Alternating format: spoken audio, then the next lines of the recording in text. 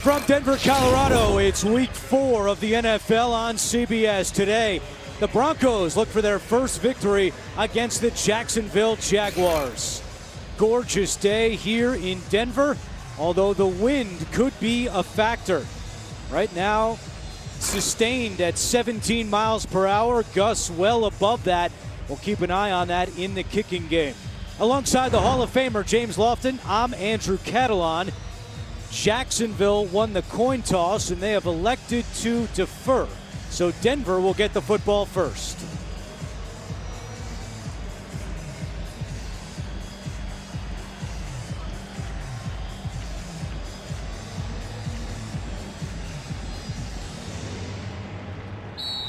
Road teams are 6-1 so far today. The Jaguars hoping that trend continues against a Denver team looking for its first victory.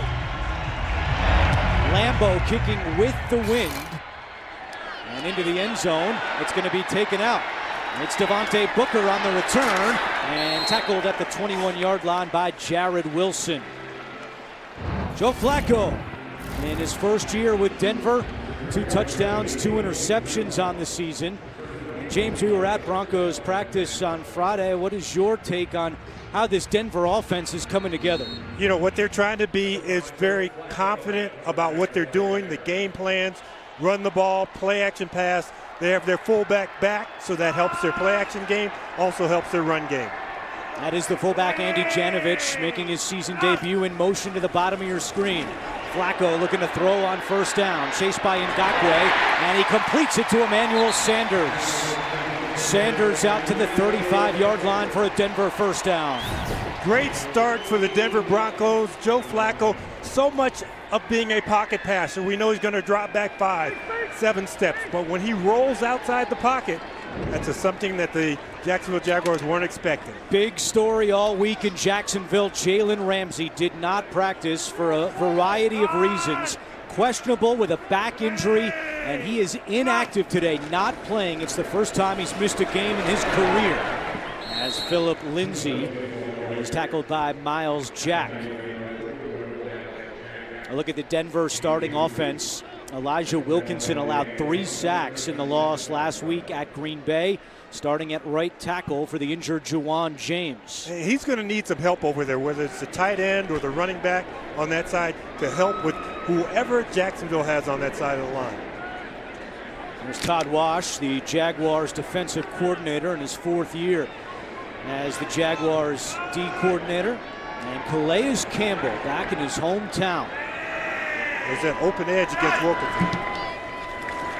Flacco fires and completes it. And that is Cortland Sutton, who's immediately tackled by Jared Wilson. But, James, we mentioned Calais Campbell. He went to Denver South High School, Aurora, Colorado native, and we met with him last night. This game, this homecoming, means a lot to him. The crazy thing about meeting with him, 6'8", 300 pounds, to hear him say he was a small high school player, 6'8", 225, but he still has those small man skills that he adapted from when he's a basketball player and a lot smaller athlete. He can get skinny on the line of scrimmage for a big guy. Trey Herndon starts for Jalen Ramsey, who's inactive. 3rd and 4 for the Broncos. Flacco over the middle, completes it to Sutton, and he's got a Denver first down into Jacksonville territory and shoved out of bounds by Wilson. A gain of 10 on 3rd down. When you stand 6'6" like Joe Flacco does, that push in the middle of the pocket doesn't affect you as much as a 6-footer or a 6'1" guy. He's able to look over that rush, dink the ball right to Sutton. Denver has gone 12 straight games without an opening drive touchdown. That's the 2nd longest active streak in the NFL behind the Jets. And with a Denver team that has trailed for 78% of the minutes so far this year, getting a lead would be huge for this Broncos team. As Flacco takes a deep shot down the sideline, incomplete. Was looking for Emmanuel Sanders. Well, that's really great coverage by A.J. Boye, because what he does is he pins Emmanuel Sanders right along the boundary. There's no chance for Joe Flacco to drop that ball in. Here's what we're talking about with trying to get out on top. They've only led for 11 minutes this season, and it's really hurt them in their passing game. They've just not been able to take chunk plays down the field because teams have been able to play off with the lead. Flacco finds Deontay Spencer, and the speedy Spencer shoved out of bounds.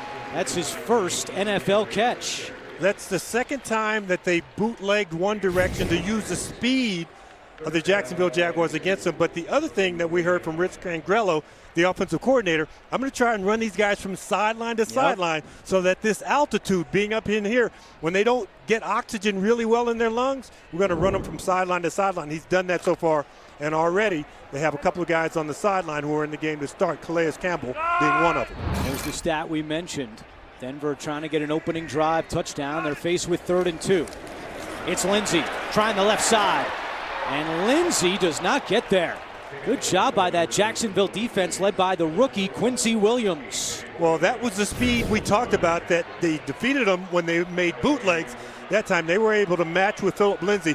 And right now it looks like you're going to try and punt the ball, get them maybe down inside the 10-yard line. But the fans aren't real happy about this decision right now from Vic Fangio. Denver has had success on 4th down this year, 4 out of 5.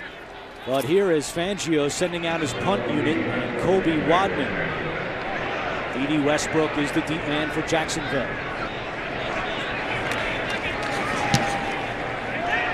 Wadman kicking into the wind.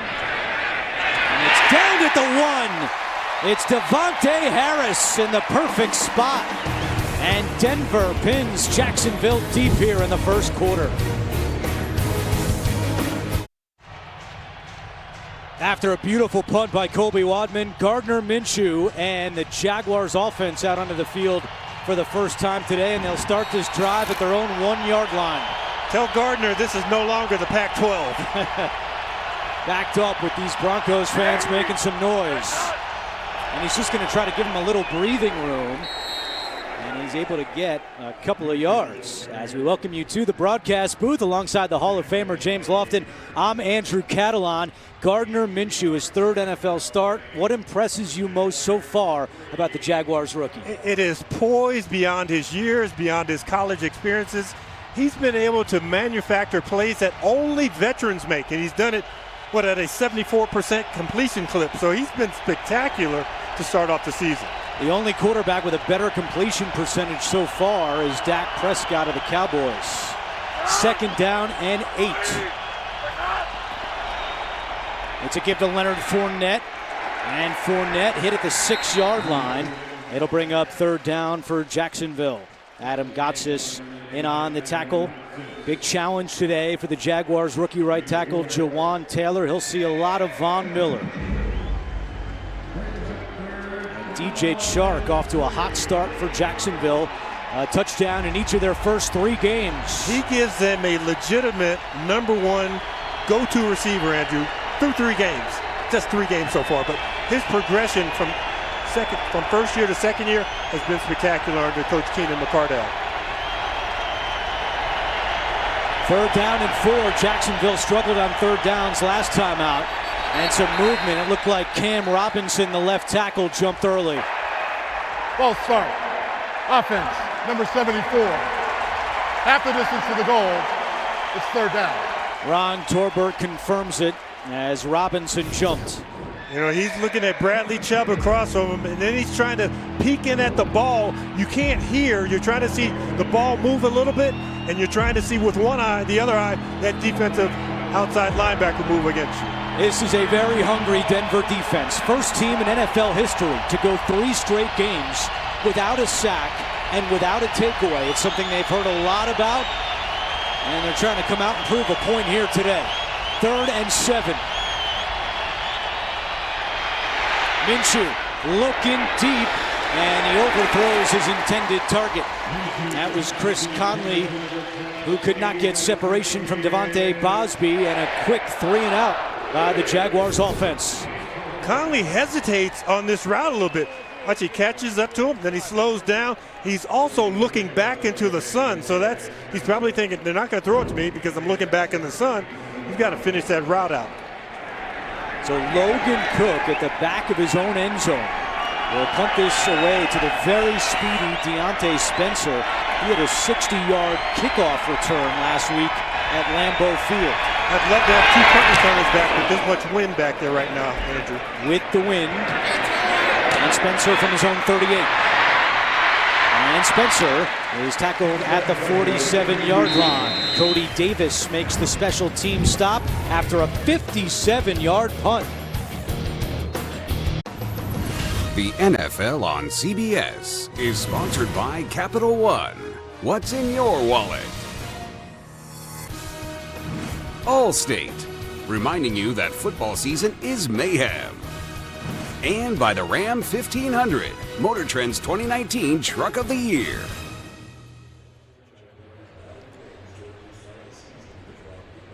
Really neat local angle here as Philip Lindsay and Calais Campbell, both graduates of Denver South High School.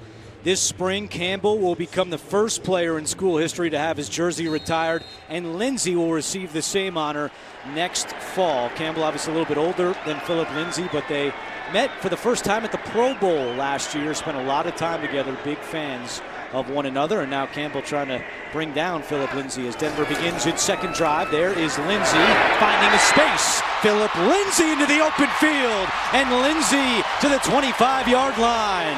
Trey Herndon on the tackle, but Lindsay with his longest run of the season, it goes for 28. Great job of misdirection. You start to play like it's going to go to the left, you bring it back to the right. Beck, number 83, makes a great kick-out block, and Philip Lindsay just kind of hides behind all those big linemen. They squirts through the hole. His longest run in the first 3 games only covered 9 yards, so they've been waiting for that explosion on this Denver offense, and now great field position at the 25. Flacco, play fake. Trying to set up the screen to his tight end, Noah Fant. He's got some room to run. He cuts it back at the 10. Fant takes it in. Touchdown, Denver. The first NFL touchdown for the rookie tight end out of Iowa.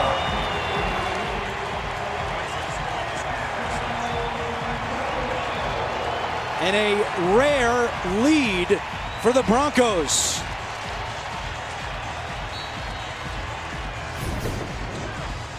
Sometimes it's good to be a little bit lucky.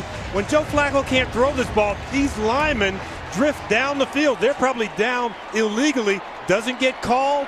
6 points are on the scoreboard. Doug Marrone walked all the way down. Still, he's calmly talking to the official right at the 15-yard line. Now he's kind of walking away from him, but he wants to be heard. McManus's extra point is good. Noah Fant puts Denver on top. Denver had scored a total of 3 first-quarter points in their first 3 games combined. They get the touchdown here, Noah Fant on the receiving end, and this is the largest lead of the season for the Broncos at 7-0 with 8:17 to go in the opening quarter.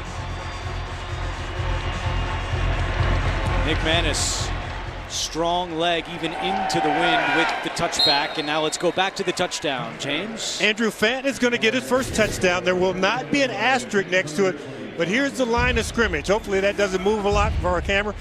And then here are 2 offensive linemen who are now 3-4 yards down the field before Joe Flacco lets go of the football. So the Broncos got away with one there. The points go up. Doug Marrone, who is an offensive center, he's watching that offensive line. He knew what had happened. Now you just got to go out and kind of respond if you're on offense with the Jacksonville Jaguars. And Marrone, an offensive lineman with the Saints in 1989 when Vic Fangio, the Broncos head coach, was an assistant with New Orleans. Minshew throwing, and he completes this one to D.D. Westbrook at the 30-yard line. NFL Today update in New York with JB and Nate Burleson.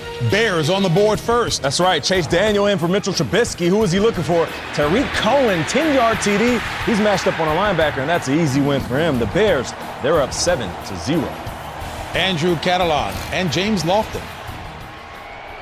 All right, guys, and the Bears, of course, stealing a win here, week 2 against Denver. Broncos have lost 7 straight games going back to last year. Fournette right up the middle. And Fournette looks to have just enough for a first down. On 2nd and 3, Simmons and Wolf on the tackle.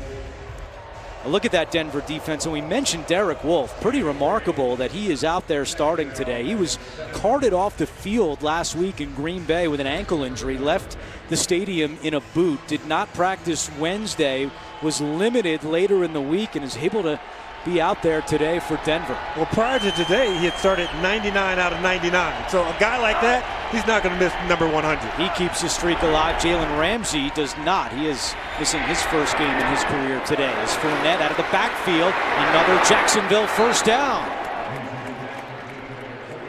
15th catch of the year for Fournette. That is second most on the team. So one thing that rookie quarterbacks do, sometimes they hold the ball too long. They're looking down the field, waiting for the guy to get open. He's not going to get open. That time, Minshew looked down the field, came off that quickly, and knew exactly where his outlet was. Leonard Fournette standing over there, could have had a bag of popcorn and a soda. There was no one around him in coverage. 6.5 to go in the first quarter. 7-0 Denver.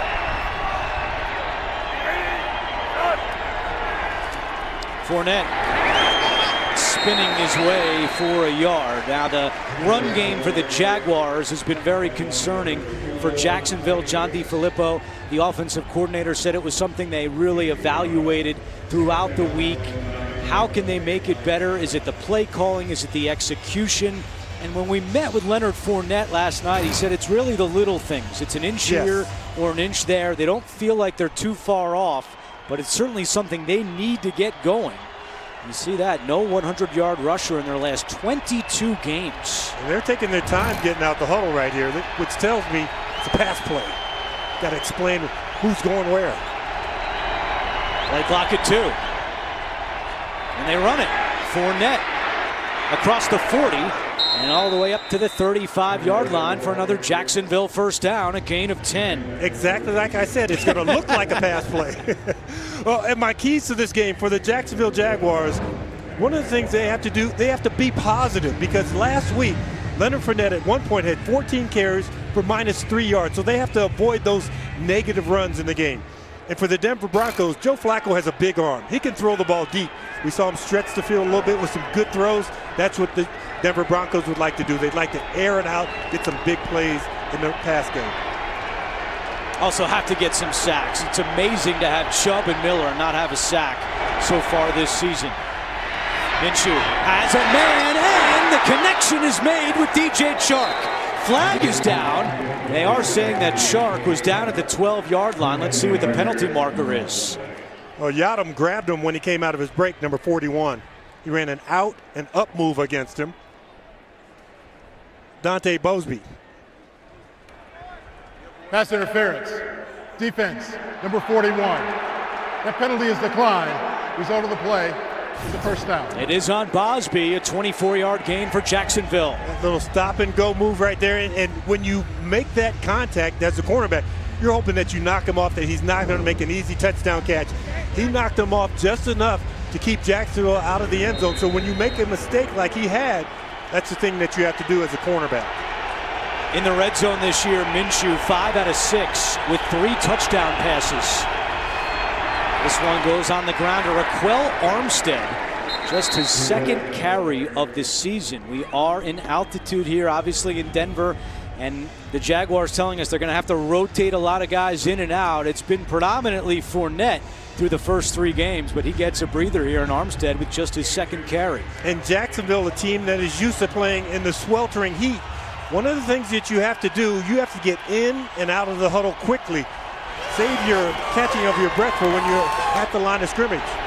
Minshew is 3 out of 3 for 50 yards on this drive. 2nd and 8.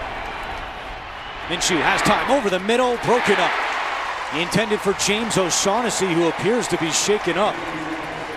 Justin Simmons got a hand on it, and O'Shaughnessy is in some pain. He caught a touchdown last time out against the Titans. And the Jacksonville training staff has come out to look at the 5th-year tight end. The NFL on CBS is sponsored by Verizon, the network more people rely on. And by Geico. 15 minutes could save you 15% or more on car insurance.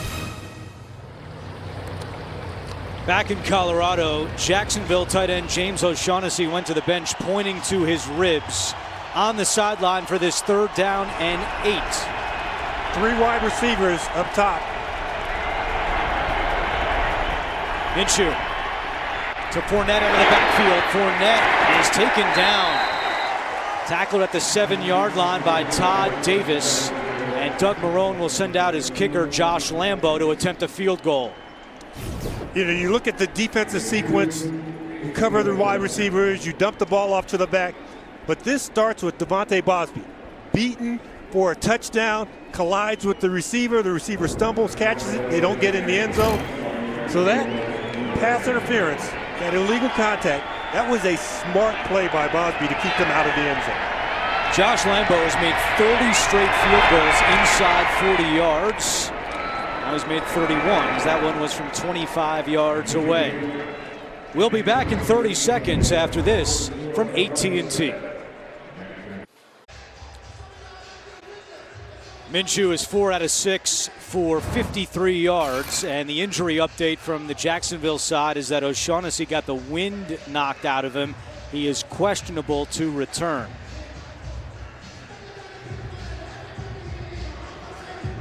So the Jaguars on the board thanks to the field goal from Josh Lambo with 3:13 to go in the opening quarter. The Jacksonville team that went 2-6 on the road last year. And they lost their only road game this season, week 2 at Houston. Lambo's kick to the 1-yard line. It's Booker on the return. Booker slips a couple of tackles. And Denver will take over at the 26-yard line. Saturday, it's the best game from the best conference as Auburn heads to Gainesville to play Florida in a matchup of top 10 teams. It all begins with college football today at 3, the SEC on CBS. Was it just me, or did it seem like everybody who won a game in the SEC scored 50 points? Yeah. Alabama had no trouble on Saturday. He's still throwing touchdowns out in the parking lot right now, that kid Tua is. Flacco, 5 out of 6, 61 yards, and the touchdown pass. And here is Lindsey. And Lindsey to the 30-yard line. And James, we hit this right off the top, but Jalen Ramsey, it was almost like a soap opera this week down in Jacksonville. First, the illness on Monday, then the back creeps up Wednesday. Then he flies to Tennessee for the birth of his 2nd daughter. Did fly with the team here to Jacksonville yesterday. Treatment on his back all last night, all this morning, but did not go through warm-ups within the pregame. It was determined before warm-ups that he could not go because of tightness in his back. As Flacco's pass is incomplete, Quincy Williams breaking it up. And the question really now, James, is has Jalen Ramsey played his final game as a Jaguar? It almost seems like I can say yes positively, but you never know. His teammate, A.J. Boye, when he met with us, kind of jokingly toward the end of the interview said 20 deserves 20. Well, he's talking about $20 million a year. Right now, the top cornerback is around $15 million per year in average salary, and 20 deserves 20. Might not get it from Jacksonville, might get it from the next suitor.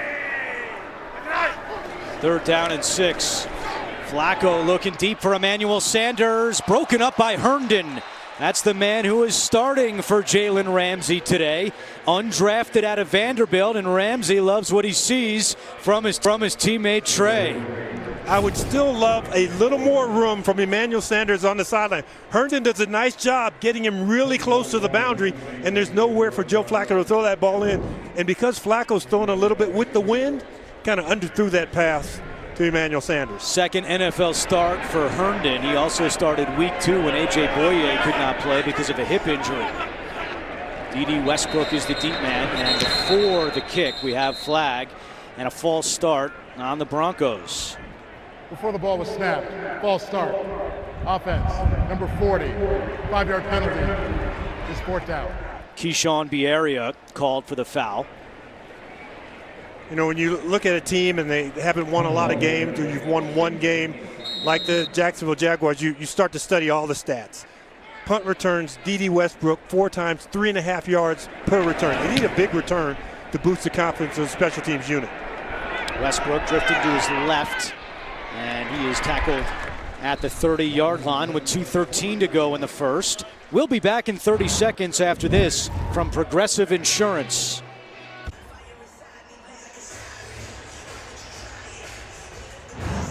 Minshew and the Jaguars down 7-3. You know the story by now for Minshew, 6th-round pick out of Washington State.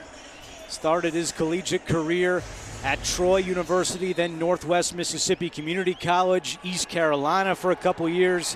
Had an offer to go to Alabama to be the 3rd-string quarterback. Instead, takes up Mike Leach on his offer to go to Washington State. Goes 11-2 last year, and now is an absolute national sensation in the NFL with the mustache and the jorts. And by the way, he can throw a pretty good football as well. Looking to throw here, and there's the first sack of the season for the Denver defense.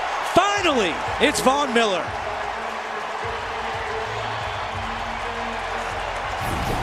In basketball years ago, Allen Iverson had a great crossover move, a good first step.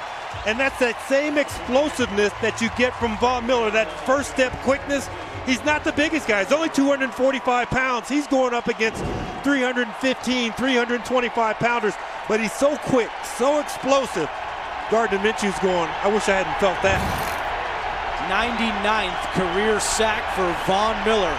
A loss of 7 on the play.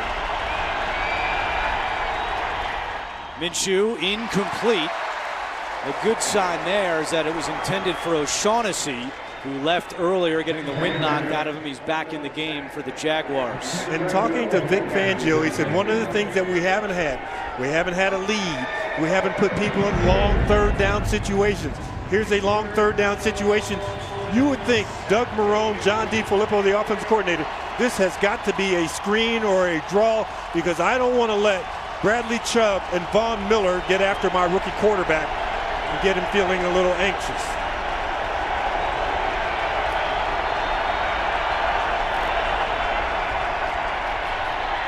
Minshew, so Fournette could not hang on. Wouldn't have gone for much anyway, and now a late flag flies in. That was a screen. The timing was disrupted. There were linemen almost 10 yards down the field that time, Andrew.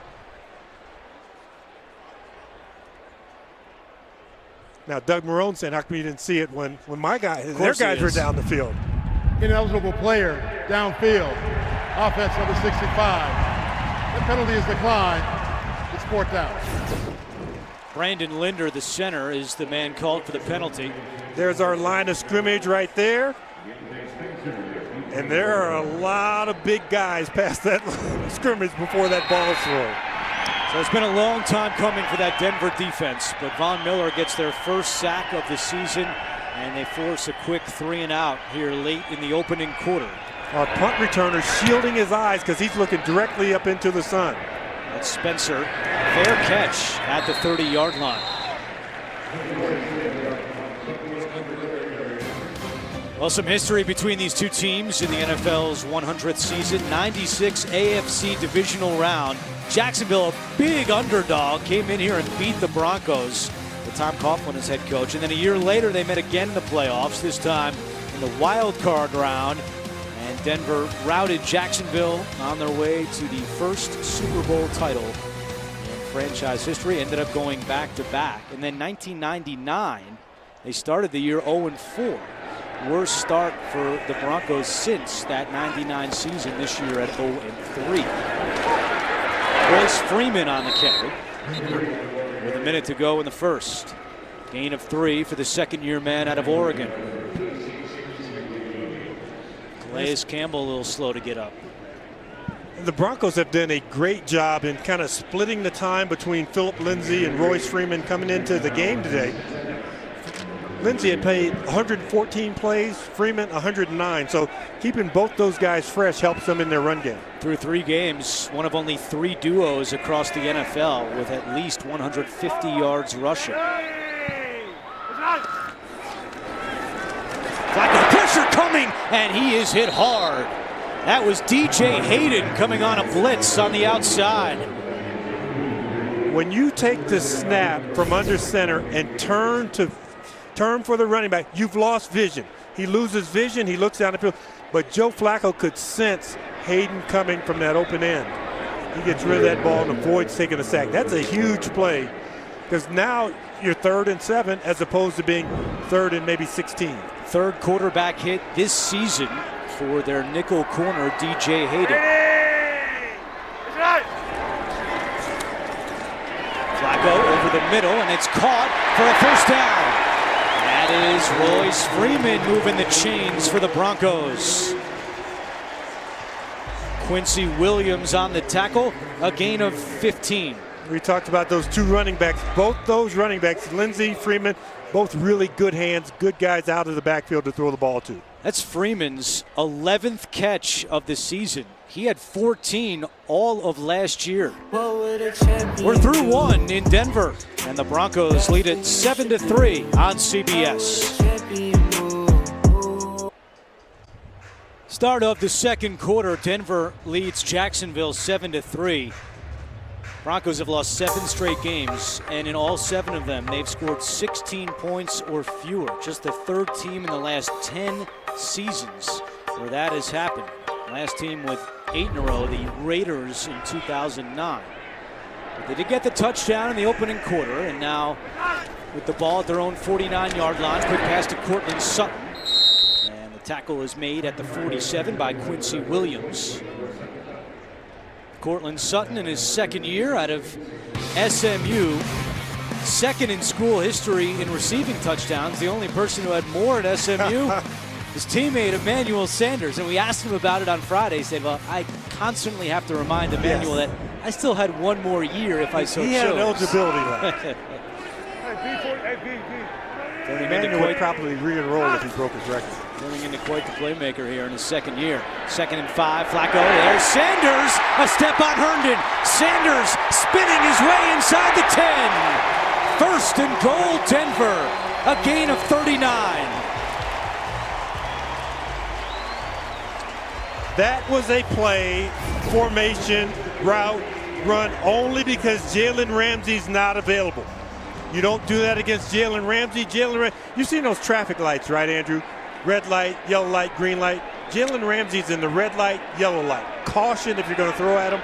But now you take him out, and it's a green light. Emmanuel Sanders said, I wish he was playing. I'd love to compete against him. Pretty sure Emmanuel Sanders didn't mind competing against Trey Herndon right there. 1st and goal, Flacco to the air, end zone, caught! Touchdown! Cortland Sutton! His 5th career touchdown, but his 1st here in Denver.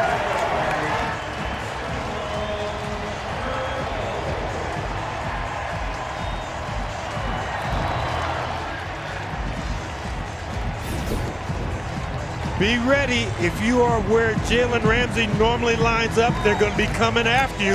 Trey Herndon, well aware of that. Everybody we heard from with the Jacksonville Jaguars, he's ready to play, he's ready to go.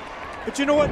On that previous play action, that play took a long time to develop, and Saxonville didn't get to Joe Flacco. Joe Flacco told us that if Jalen Ramsey did not play, he was going to be looking at number 37. Back-to-back plays, he went at Trey Herndon, and the Broncos now have a 14-3 lead.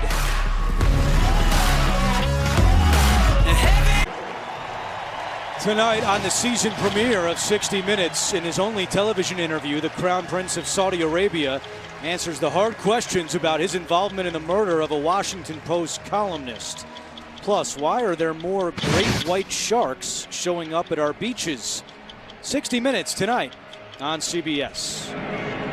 Joe Flacco, first time in a Broncos uniform that he has thrown 2 touchdowns in the same game. Cortland Sutton in the end zone, and it's 14-3. Tyler Ervin back deep, and McManus with the win right through. Good start for Joe Flacco, 9 out of 13. 127 yards in the 2 scores. And the one thing about it, he's had protection. They've moved the pocket a couple of times. This little toss to Fant, they got away with some guys down the field. But what they've done is they have really made Jacksonville chase their playmakers. And by doing that, you reduce the effectiveness of a pass rush. First 3 possessions for Jacksonville on offense. They've gone 3 and out twice, starting this drive at their own 25-yard line. Hand off to Fournette. Fournette finds a hole and then tripped up, but not before he picks up a Jaguars first down. Around the league, people are very well aware of Leonard Fournette's run style. Same way at LSU. You give him the slightest crease, he can run through it. He can run through arm tackles. He's powerful. He's fast. What you like to do, you like to stop him behind the line of scrimmage. But he has an added weapon.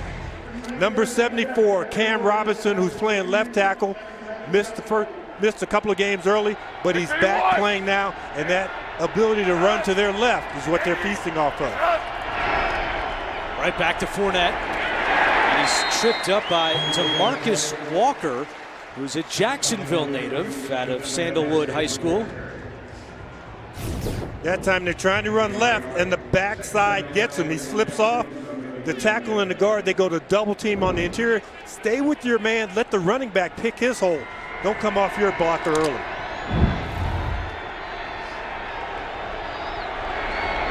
3-and-outs for the Jags. They've got it here at their own 37-yard line. Second down and 9 with Minshew in the shotgun.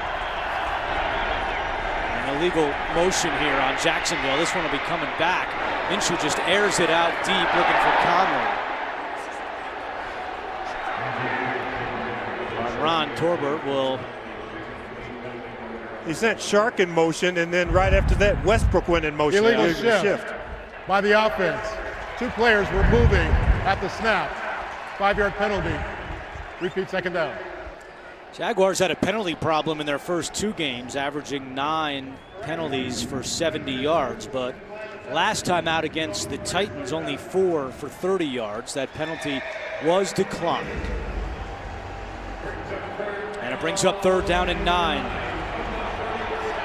Doug Marrone telling us we've got to be in manageable third downs today. That has not been the case this season. They averaged 3rd and 9, which is 3rd worst in the NFL.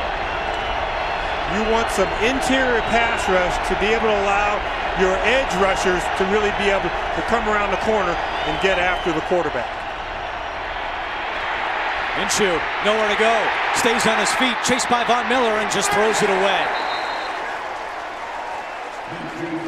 4th straight incompletion for Minshew, first time in his young career that has happened.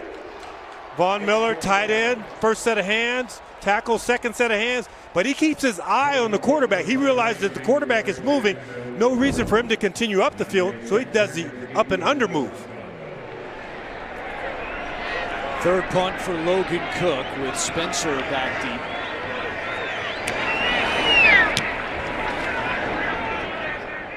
Spencer lets it bounce inside the 20. And it keeps on rolling. May have hit a Bronco down there.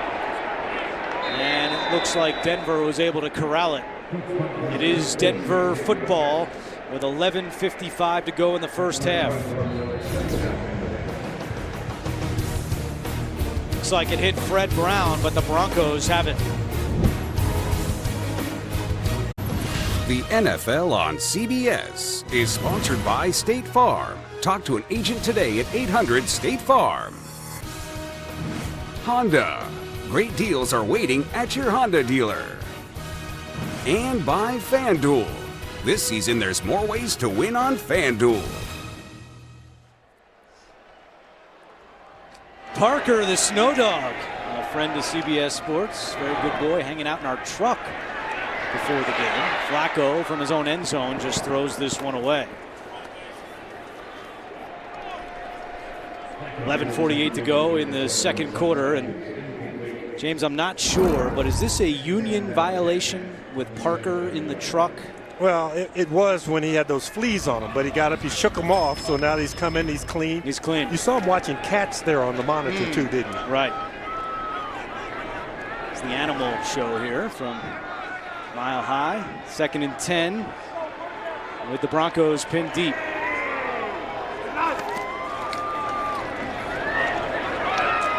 On the ground with Freeman, and it will be 3rd down and long for Denver on a series here where Jacksonville desperately needs to make a stand. Try to get some good field position And by the way, right now, the Broncos have led for 11 minutes and 42 seconds, which is more than they led for the first 3 games combined. Playing from behind so much this year, finally able to enjoy a bit of a lead here in the first half. There it is. Got to be careful. Calais Campbell lined up inside. He can wreck you right over the guard. Flacco for Sutton, incomplete. A little bit too far out of the reach of Courtland Sutton, and a good job by this Jacksonville defense to force a 3-and-out. Not that Joe Flacco felt pressure, but he could see the pressure potential on the alignment. That forced him just a little early, throwing the ball a little bit wide because he's open. You have some room, you have some space. If they're just playing out in the backyard, that's an easy completion. Joe Flacco knows it. Keep in mind, was looking at Trey Herndon again, so clearly that is the Denver philosophy with Jalen Ramsey inactive today. Locked in from his own end zone. Oh, short punt. And out of bounds at the 43-yard line. So Jacksonville will have good field position, and now an injured Bronco behind the play. And that is Corey Nelson, the 6th-year linebacker out of Oklahoma. He started the first 2 games at linebacker for Denver, while Todd Davis was recovering from a calf injury and still down on the ground here in Denver. Corey Nelson back on the Denver sideline. Looked like he got poked in the eye on that last punt. And meanwhile, there's a big defensive loss for Denver in the secondary today. Kareem Jackson inactive because of a hamstring injury. They're already without corner Bryce Callahan, so Duke Dawson, a 2nd-year man, playing more today in the nickel for Denver as Fournette makes the catch on first down and maybe gets a yard. But even with that secondary banged up for Denver, Jacksonville's not really been able to get going offensively. Well, you see the backed up field position on that drive, but really it's been about the coordinated defense that Denver's been able to throw at them. Jacksonville's had some success running the football, but the play-action passing game hasn't been up to par yet. They've taken some shots, haven't had the completions. Minshew, 4 out of 10, 53 yards passing. On 2nd down and 9. Fournette to midfield makes it 3rd and 5. Leonard Fournette spent his offseason in Wyoming for 3 months. That's where his trainer was. So he went up there, as he told us yesterday, to get his body and mind right. And one of the benefits, as it turned out, was training in altitude. Yeah. He told us it took him 4 weeks to get used to the altitude in Wyoming, but it did give him some confidence coming in here today to Denver, feeling that he knew how to handle the altitude. And remember, he went up there late February, early March, and he kept talking about it was cold. He said, well, was it beautiful? He said it was cold. Said he went to the movies twice a day. And it was cold. Minshew is sacked. It's Bradley Chubb joining the sack party. His first of the year. And Jacksonville now 0 for 5 on 3rd down. You know, I know that they don't have a nickname, Chubb and Von Miller, Thunder and Lightning, because you have one guy who's incredibly quick, and then you have Bradley Chubb, who is just a freakish athlete, 6'4", 275 pounds, and he has the same type of quickness, maybe not to the same degree as Von Miller, but he can get up and go. He can shake you with power, or he can whip around you with his speed. We asked Vic Fangio, are you going to do anything different defensively to try to get some sacks and takeaways? And he said, no, we're pretty much going to do the same thing. We're just looking for different results. And so far, so good. They've had those results with 2 sacks here in the first half. Now there's a flag down. Delay of game by the offense. 5-yard penalty. It's 4th down. If you look at the officials' pants on the field now, Andrew, they're really starting to blow, so that wind is starting to hum around down there. Does the mustache blow in the wind, or is it's not long enough? I think for the that? mustache is pretty sturdy. Yeah.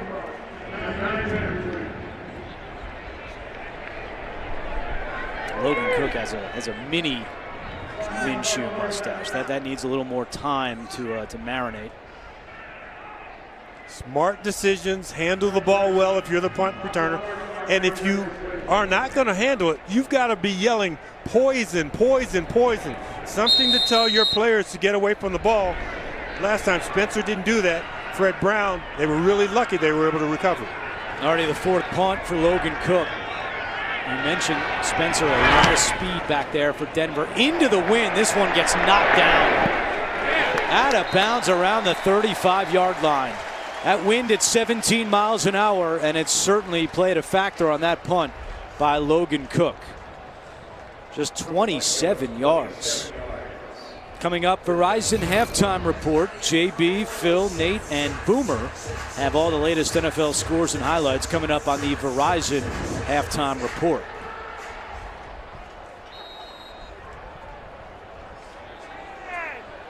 Three wide receivers, one tight end. You try and spread the run defenders out of the box a little bit. Lindsey has the handoff on first down, following his blocks and picking up 3 yards. Philip Lindsey had a career high 21 carries last week in Green Bay.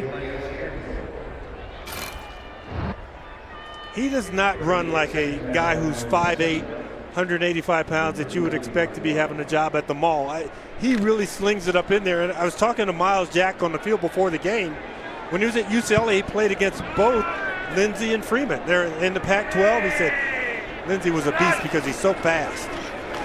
There he is again, trying to show off that speed. And he's a yard shy of a first down. Quincy Williams makes the tackle after a 6-yard pickup. And I'm getting back to his size, because when you look at him, you think he's going to be an outside runner. He's an inside runner at heart. He wants to put his shoulders down. He wants to run through people. You see that contact there after contact. There's still 2 more yards to be gained right there. He's listed at 5'8", 190, but he has said people talk about height and weight a lot in football.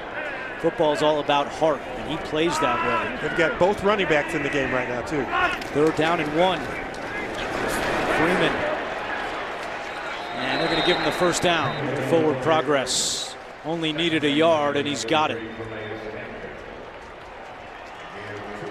Be interesting to see if in the next couple plays, Todd Wash, the defensive coordinator for the Jacksonville Jaguars, does more than just 4-man pressure, really shoots the gaps, does something different to kind of disrupt Denver a little bit. This Jacksonville defense has not forced any turnovers this season. Their lone takeaway came on special teams against Tennessee. Flacco over the middle, and he's got his man. That is Royce Freeman again into Jacksonville territory as Quincy Williams makes another tackle. And they brought a 5th pass rusher, didn't get there in time. Coming from the outside, number 36, Ronnie Harrison. And when you can't come that quickly, get the ball to the backs, they're going to have success against you. 2nd-year man out of Oregon. He was a 3rd-round draft pick a year ago, averaging 4.8 yards per carry.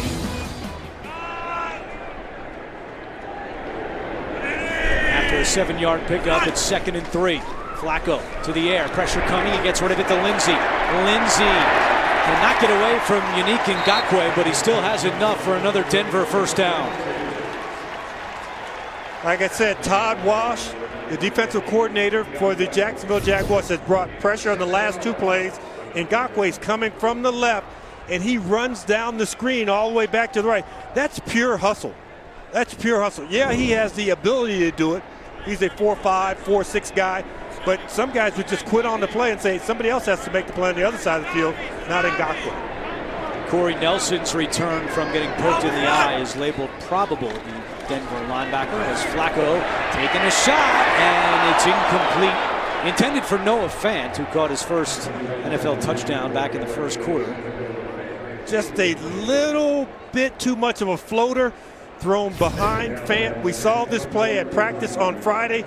And Joe Flacco just needs to kind of put a little more zip on this and give Fant, who's tall, a chance to go up and high point the ball above the defensive back, not try and stop it around his ankles.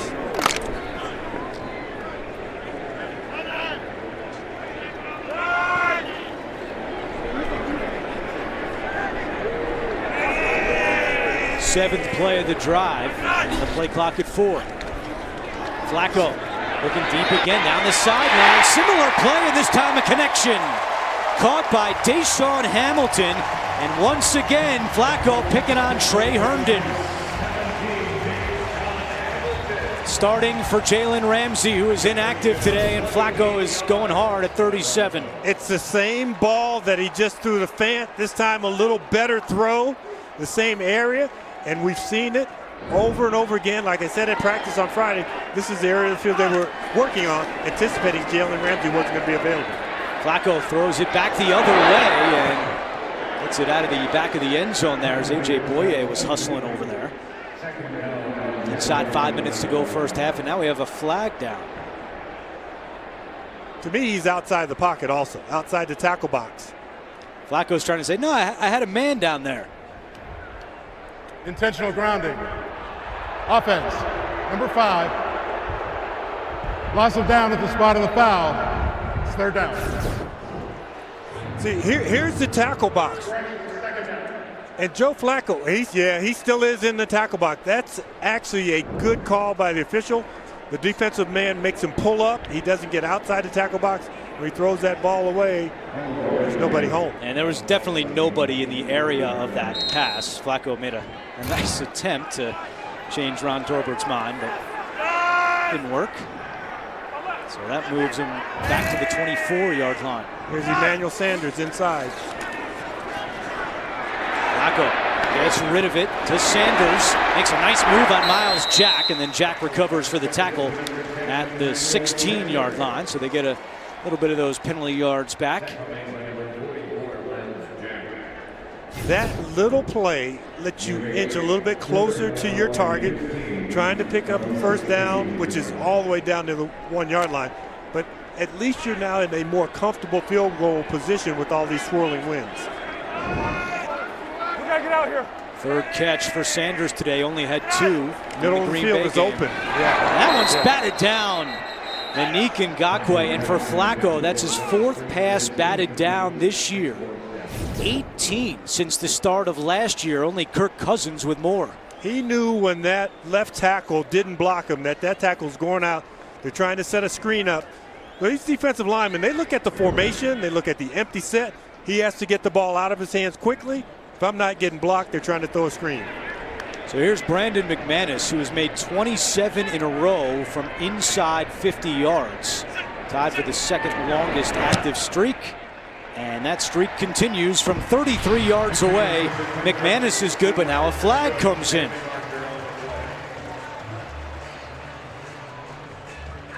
No need to take the points off the board here, Andrew. You're not going to pick up a first down with a defensive penalty.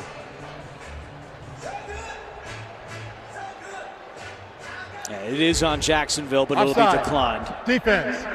That penalty is declined. The field goal is good. So it's now a 2-touchdown advantage for Vic Fangio and the Broncos. They lead it 17-3. Next Sunday, the NFL on CBS features a full slate of games, including the Patriots taking on the Redskins and the Ravens and Steelers in an AFC North battle. All begins with JB and the guys on NFL Today at noon Eastern on CBS.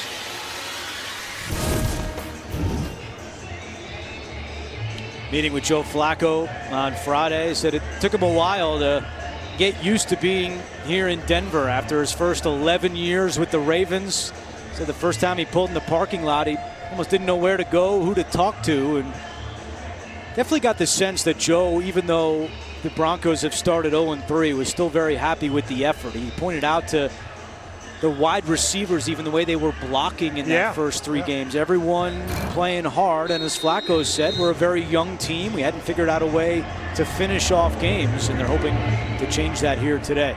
You know, this team is not constructed that much differently than the Ravens. Strong defense, good run game, play action pass. Well, after 3 straight games without a sack, Von Miller and Bradley Chubb have come to life here in Week 4. They have their swagger back. You see the big hit from Von Miller. Bradley Chubb with the power coming in. And Minshew, you saw him looking down the field. So there's coverage on the back end, pressure at the line of scrimmage.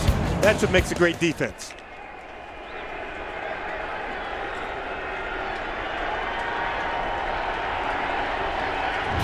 Let's see if Jacksonville could get their offense going. They have not had much rhythm here in the first half. Minshew in trouble, sacked again! And it's Von Miller. That is the 100th sack of his career. The 34th in NFL history with 100 sacks. And in his 124th game, he is the 4th fastest to get to 100. Bruce Smith is sitting on his couch in Virginia saying he's still 100 sacks away from me. Bruce Smith, the all-time sack leader with 200 career sacks, my former teammate. Loss of 2 on the play. And more movement against Jacksonville, a false start. False start. Offense, number 74. 5-yard penalty. It's second down. Second penalty on Cam Robinson. How about this for the Denver defense? On their opponent's first 88 dropbacks this year, they did not have a sack. In their last 12, they have 3 sacks. So you're saying that's good? It's a lot better than it was. And you know they're tired of hearing the questions about it. Von Miller had a 12-second press conference this week where he walked in, didn't take questions, made a statement. He's making the statement out there on the field right now. 2nd and 17. Minshew's pass is caught over the middle, and it'll bring up 3rd down. It was Jeff Swaim making the catch. Yeah, we asked Von Miller about that 12-second press conference where he did not take any questions. Very unlike him. Yeah. He's very engaging, and he said that he wanted to control the narrative, didn't want to feed the no sacks, no takeaways talk. He wanted to try to keep it positive, and he said I didn't want to give them anything to talk about by answering questions. Instead, I gave them everything to talk about because they were trying to figure out why I didn't take any questions. Well, he's backing up his talk or lack thereof so far with 2 sacks today. Leonard Fournette's on that side to help out. 3rd and 7, Minshew, and it's incomplete. It was intended for Jeff Swaim, and Justin Hollins was coming. Hollins had the coverage on Swaim. You know, the pressure's there. The pressure forces inaccurate passage just a little bit off for Minshew. The receivers are now wondering, do I need to shorten my route because they're getting to us? And so you have a lot of question marks in your head if you're on offense right now for the Jacksonville Jaguars. That's Jacksonville's 4th 3-and-out here in the first half. Fair catch by Spencer at his 23-yard line, a 50-yard punt. 2:21 to go in the second quarter. And again, Verizon halftime reports coming up with our guys back in New York. Scores and highlights on the Verizon halftime report. A couple of surprising ones today, if you will, James. How about Cleveland going into Baltimore and looking very impressive? Thought that was a big win there for the Browns. It certainly was. To win on the road, to win in your division, that's like winning 2 games right there if they can hold it up when they go home against them.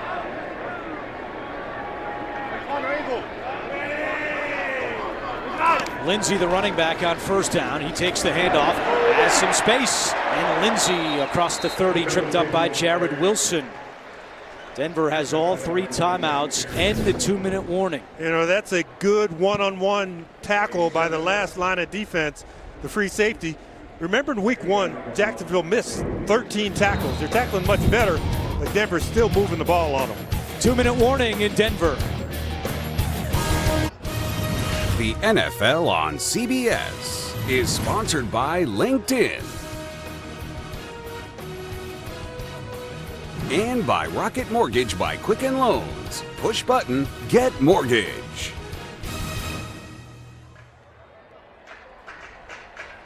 This past Monday, the Broncos partnered with Special Olympics Colorado to host a Play 60 clinic for almost 200 Special Olympics athletes.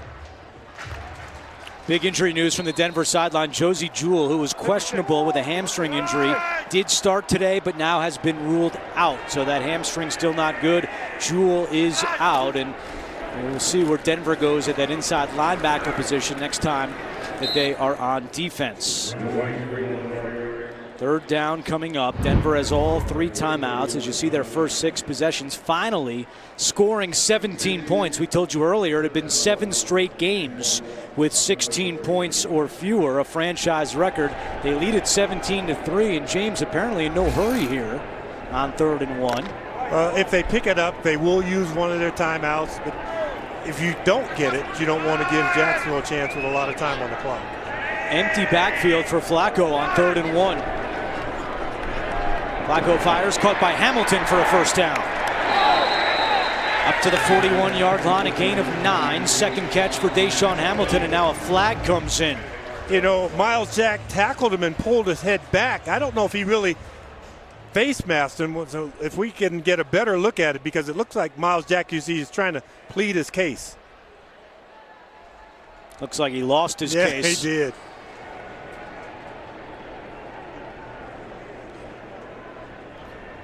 Personal foul, face mask, grabbing the helmet open. Yep. Defense number 44.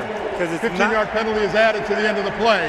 Automatic first down. It's just not that little bit of plastic. The helmet opening, you can't manipulate the head to make a tackle with that. And Miles Jack frustrated, but it's the right call.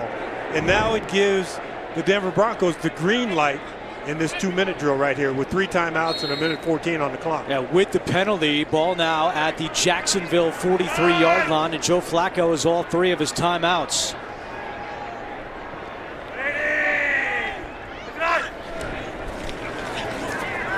Flacco fires, and it's dropped by Hamilton. Rich Gangarello, the offensive coordinator for Denver, told us on Friday they wanted to get Hamilton more involved. He was not targeted at all last week in Green Bay. Only 4 catches in the first 3 games, and Joe Flacco's been looking his way here in the second quarter. 3 targets, 2 catches, 37 yards for the second-year man out of Penn State. Keep in mind, Denver is with the wind in this direction if it comes down to a field goal. That one's caught by Freeman. Freeman out of bounds at the 33. Another Denver first down. Jacksonville is a primary zone team. As this 2-minute drill is going on right here, and as you get closer to the goal line, they've got to go to man-to-man coverage. They can still play a single high safety, but they have to really challenge the receivers. Don't give guys free releases off the line of scrimmage, and that would be the number 1 man-to-man guy right there. But they've got to do it with the players that they have on the field. You see Miles Jack all the way out on Fant, a good tight end. Flacco throws it too hard, it's picked off. Intercepted by Harrison. Harrison still on his feet. At midfield, Harrison still going. And Harrison finally taken down. Garrett Bowles on the tackle for Ronnie Harrison. That's his 2nd career interception. Joe Flacco, like you said, this ball is high. The receiver can't even think about jumping for it. Emmanuel Sanders, Joe Flacco has a really high release. He lets that ball go high and sails over Sanders' head. You see Sanders kind of stick his hands up there. I always want the guy to go up and really see if you can try and get it. You don't know how high you can jump sometimes. Maybe he could have come down with that one, but it sails right into Harrison. Harrison, I would have loved to see him play high school football. Looks like he had some pretty good running skills, Andrew. That's the first takeaway this season forced by the Jacksonville defense. Their only other one came on special teams. Minshew completes it to Westbrook for a Jacksonville first down, and Doug Marrone will call a timeout, stopping the clock with 43 seconds remaining. Harrison went 32 yards on the return, although I think he ran about 60. You can see he has the oxygen in his hand right there, and he's taking good advantage of it right now. Jalen Ramsey right next to him, and Flacco looking at the tablet to see what went wrong on his 3rd interception of the season. Well, he's looking straight down the pipe. He has the crossing route right in front of him. He just has to be more accurate on that. That ball's high, thrown high. There's nothing else that happens there. And then Harrison spins and takes about 20 seconds off the clock that Jacksonville could have used. He did do a good job, though, giving him some field position. Need a little help getting up, though. Yeah, he's winded at that point. So 2 timeouts now left for the Jaguars. From here, it would be a 49-yard field goal, but now Jacksonville kicking into that wind we've been talking about. Minshew has time, and he connects on the outside with Westbrook again. That little completion was the result of DJ Chark and what he's been doing leading up to this game. He clears out that area. Westbrook goes in the void area. Easy throw for Gardner.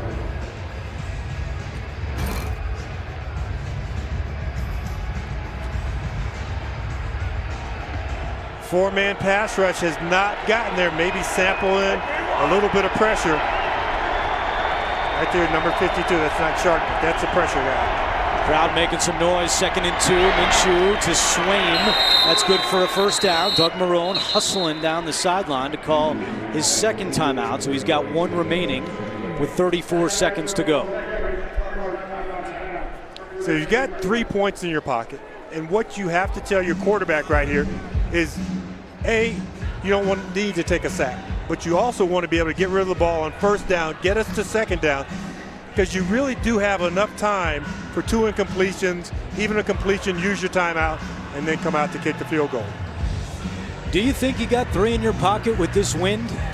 It's not a long field goal from here, but... And I know we don't want to jinx Lambeau, but when was the last time he missed? No, that's a good Before point. he put on the Jacksonville uniform. He's made 31 in a row inside 40 yards. We have seen in pregame warm-ups, and you see the flags right there.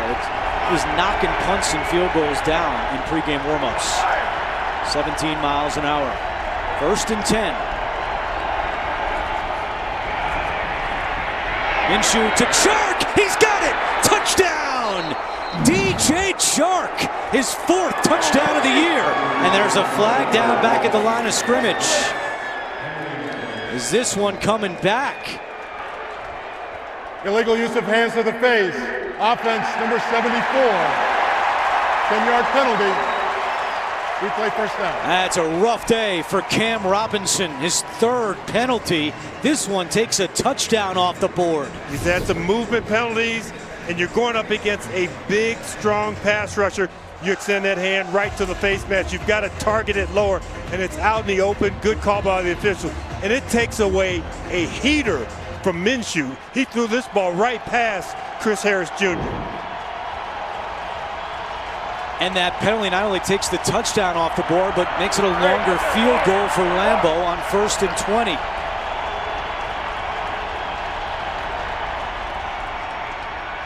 Minshew again showing off the rocket, but incomplete as Chark could not hold on. 24 seconds to go. Justin Simmons on the coverage. And Von Miller was bringing the heat.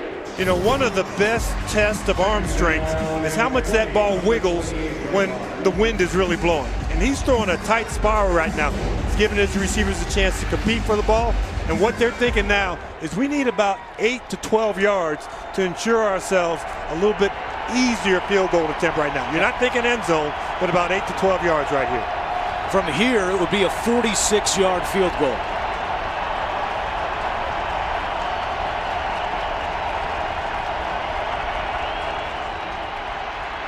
Minshew behind Chark, makes a nice adjustment to make the catch, slips a couple of tackles, and then brought down at the 22. Doug Marrone calls his final timeout with 16 seconds to play.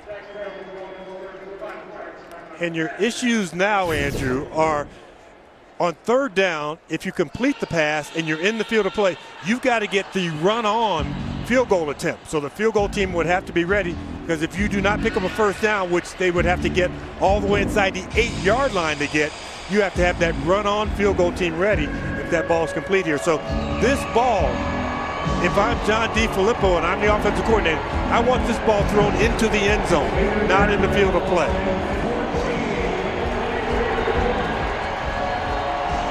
Jacksonville out of timeouts. They have really struggled on 3rd down today. 0 for 6 overall. And last week against Tennessee, they were 2 for 11. Lambeau getting ready. The corners on the outside want to make sure that they keep these plays inside the field of play to keep that clock running.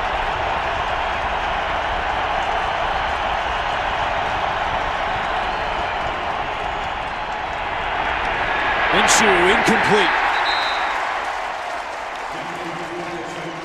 And probably a good idea that was incomplete. That's a smart play. Yeah, he knew what he was doing there. Throwing in the middle of the field, that wouldn't have worked for the field goal. Nope. If you can't throw it in the end zone to get a touchdown, and you could see the way the corners were aligned, they were funneling everything back to the inside. They weren't going to give you that 15 or 20-yard out route. So it's a 40-yard field goal attempt for Josh Lambo directly into a 17-mile-an-hour wind.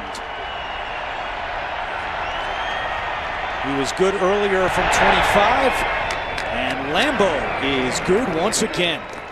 Since joining Jacksonville in 2017, he is now 46 out of 49 kicking field goals. What an acquisition this guy has been. He has been the most accurate field goal kicker in the league over that time frame. And you're right, here's a guy who was out on the street. They brought him in mid-season, and it's been a success story down there. Probably gets a lot of free meals around town. Well, if he's getting free meals, what is Minshew getting down there right now? Well, we know what he's getting. He's young. We know what he's getting down there. Jacksonville will receive the second half kickoff as they won the toss and elected to defer. So that interception by Joe Flacco, he just overthrows Emmanuel Sanders as he's crossing. Could have been an easy completion. You could have had 3-7 on the other side for Denver, but it kind of lets Jacksonville back in the game a little bit. 11 points differential right now.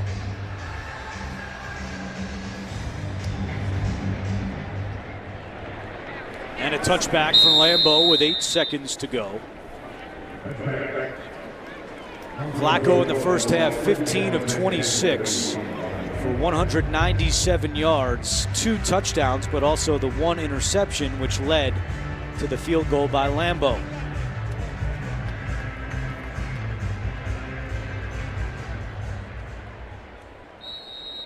And Denver will just take a knee. So the Broncos led for 23 minutes in the first half, which is about twice as much as they led for the first 3 games combined. Jaguars get the ball to start the second. Denver leads it 17-6. Halftime is coming up next after these first half highlights from Verizon and a word from your local station. Back in Denver with our first half stats. Look at the Jaguars, 0 for 7 on third down. And on third downs in that first half, they had -6 yards. As we take a look at the first half highlight presented by DirecTV, and a long time coming for the Denver defense. 3 sacks in that first half. Bradley Chubb and Von Miller had 2. As we welcome you back to the broadcast booth alongside the Hall of Famer James Lofton, I'm Andrew Catalon. Slow start offensively for Jacksonville. How do they get it going in the second half? I think what they are able to do at halftime, they go in, they talk to the coaches, the receiver coach, give me a good 2 routes. Running back coach, give me a couple good runs. Offensive line coach, what are our protection issues? We can protect Gardner Minshew. We've seen him be really capable at really rallying this team, getting them going. That's what they're going to need from this young quarterback in the second half here. Minshew 9 out of 18 for 90 yards. He will get the football first to start the second half as Denver tries to end a 7-game losing streak. They have not won since December 2nd of last year at Cincinnati. Joe Flacco looking for his first win as a member of the Broncos, and that wind is still whipping. McManus keeps it low, and they blow it dead. Ball fell off the tee just before the kicker kicked it, which put 25 seconds on the play clock. I guess that's why he kept it low. He did a good job not to Charlie Brown that ball.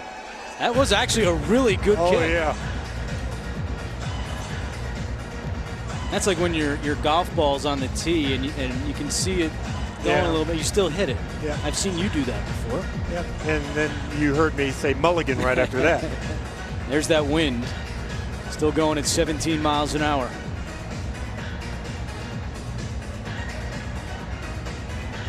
All right, take 2 for McManus.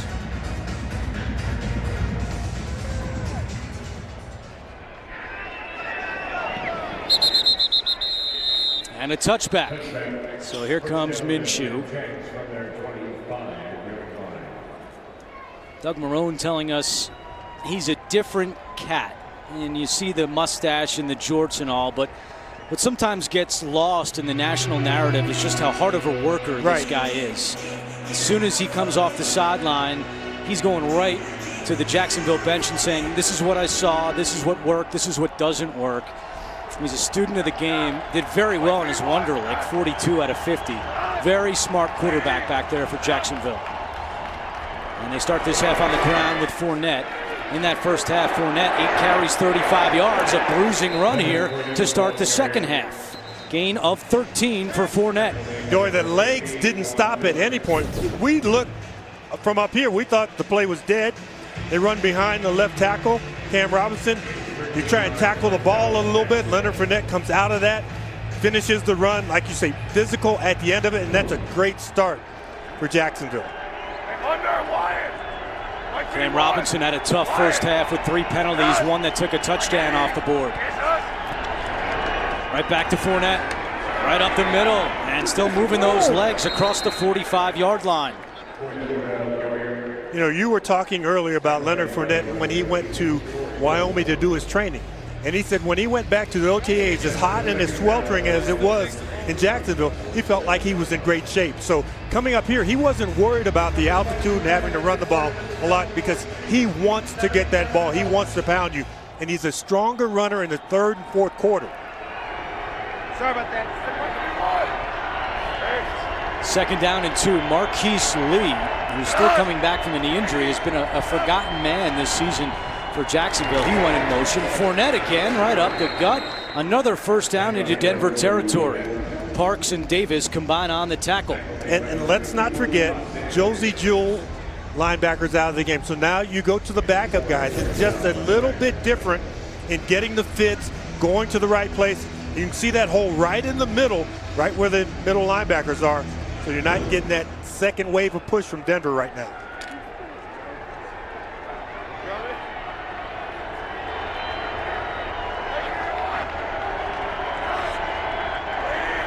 Three carries, 27 yards for Fournette.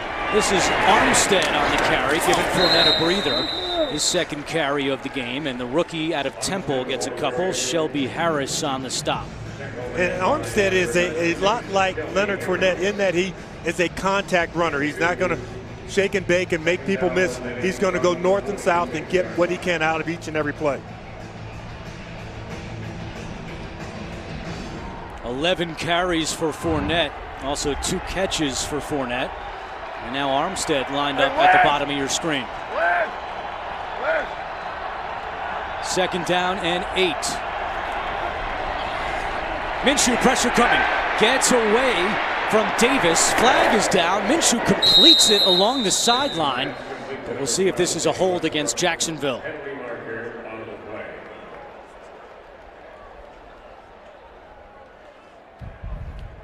Holding.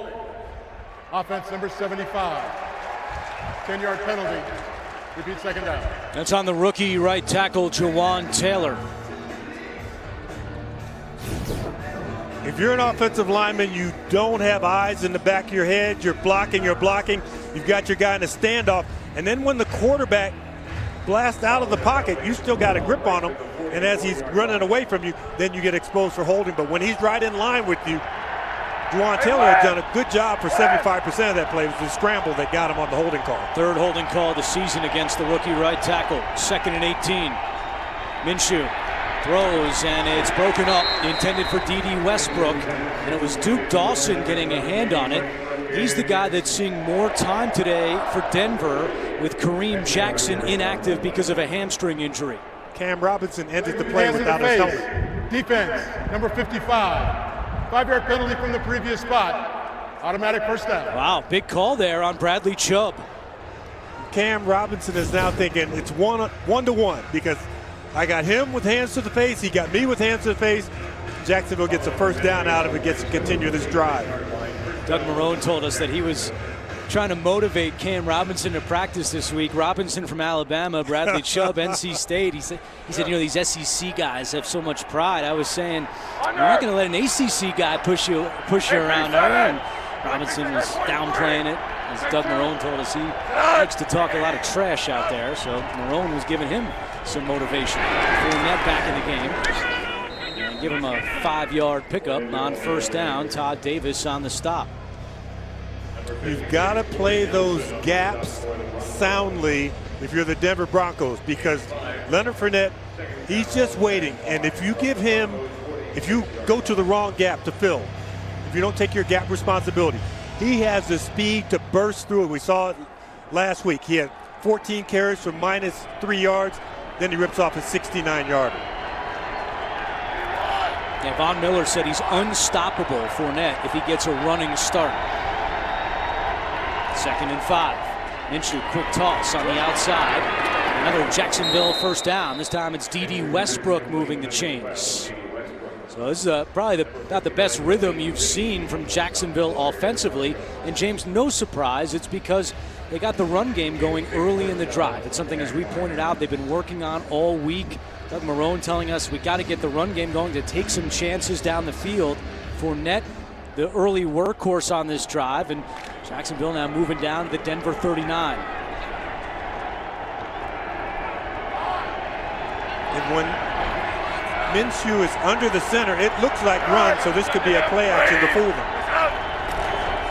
It is a play fake. Minshew, there's the deep shot, looking for DJ Chark. Adjustment made the catch, but he was out of bounds.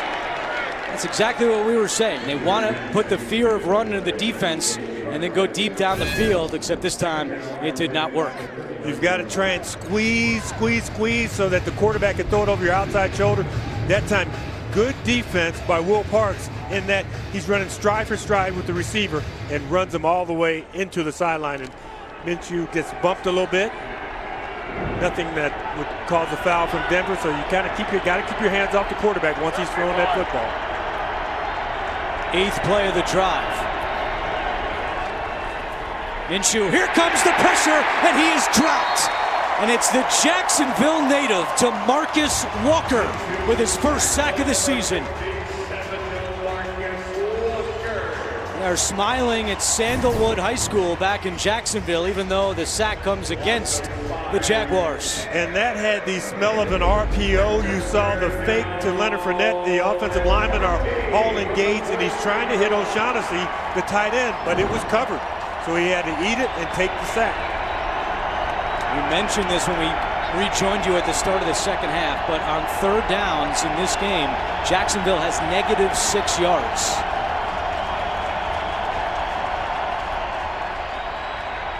Minshew in trouble again. Somehow stays on his feet. Minshew with time, directing traffic. Now fires middle of the field. Caught! First down, Jacksonville. And for Keelan Cole, that's his first catch of the year. What a job by Minshew to keep that play alive. Minshew, I don't know how he escapes, but he does. When you look at his lower body strength, he's got really strong legs. He's able to get out of that and then direct traffic. And Keelan Cole, like you said, he had caught a lot of passes his first couple years. He was the guy from Kentucky Wesleyan who came out of nowhere. That time he came out of nowhere to give the Jaguars a first down. Huge play. First time they've converted on 3rd down today. 1st and 10 from the 25. Fournette, the left side inside the 20. Fournette has come out to a hot start here in the second half. Bradley Chubb on the tackle. Fournette took a lot of heat after the way that he ran the football against Tennessee. He had that 69-yard run, but outside of that run, his 14 other carries gained -3 yards, and he was kept in to pass block a lot. The one thing that he did not do, he did not point the finger and say, oh, the offensive line. He just said, okay, yeah, it's me, I can do better. And so far today, he has 73 yards rushing. They give it to him again, and he gets to the 15. We showed you earlier, it's been 22 games since Jacksonville has had a 100-yard rusher. It was Fournette, December of 2017. He's 24 yards away. They're bringing in an extra lineman, so you're going to a little bit of a heavy package. Number 77, Obueyu, is coming in.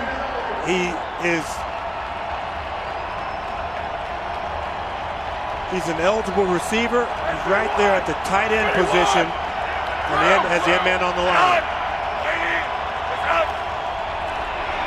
Fournette. We'll see where they spot it, but looks like it's going to be just enough for a first down.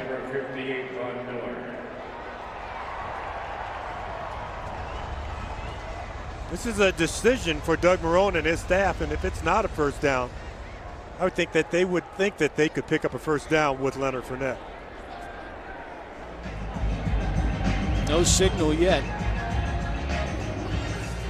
I think that Denver did a pretty good job making Leonard Fournette stop his feet before he gets to the hole. And once he does that, he loses a little bit of momentum, and that ball never goes past the yellow line. And they're going to have a measurement with 7:13 to go in the third quarter.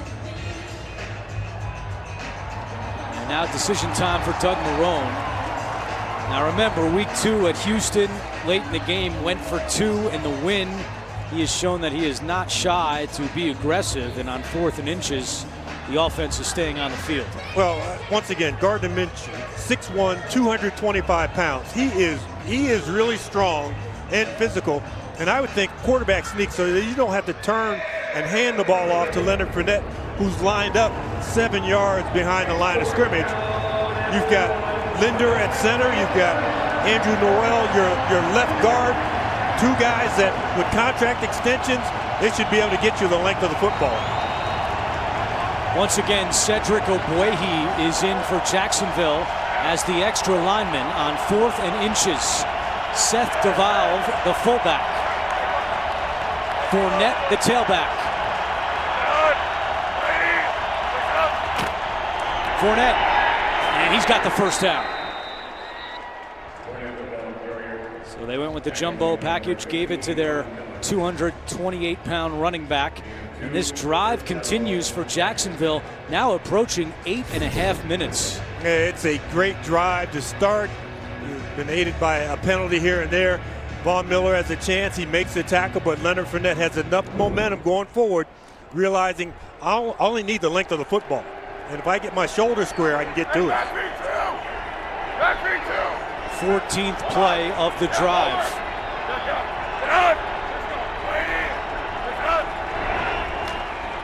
Fournette again. Well, that's a nice play by Will Park. Number 34, the free safety. DJ Shark is trying to come down and block him.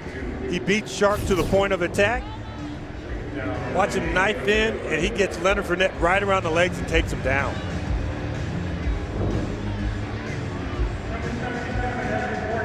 $80 yards rushing for Fournette. This drive has taken up the entire quarter. Got the extra offensive lineman in, so the heavy package again coming in.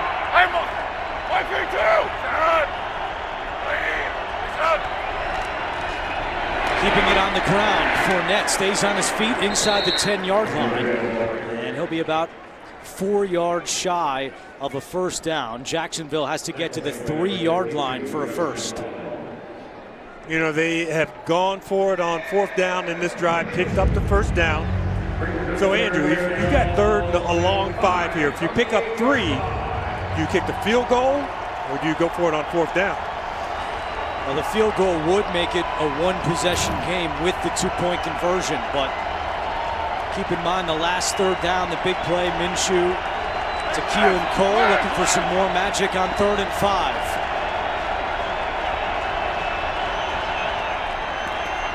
Minshew hanging in there. Stays on his feet again, dancing around, dodging tacklers, now throws end zone, caught, touchdown! Minshew magic! It's Raquel Homestead's first NFL touchdown! Once again, Minshew able to stay on his feet and fire a touchdown pass.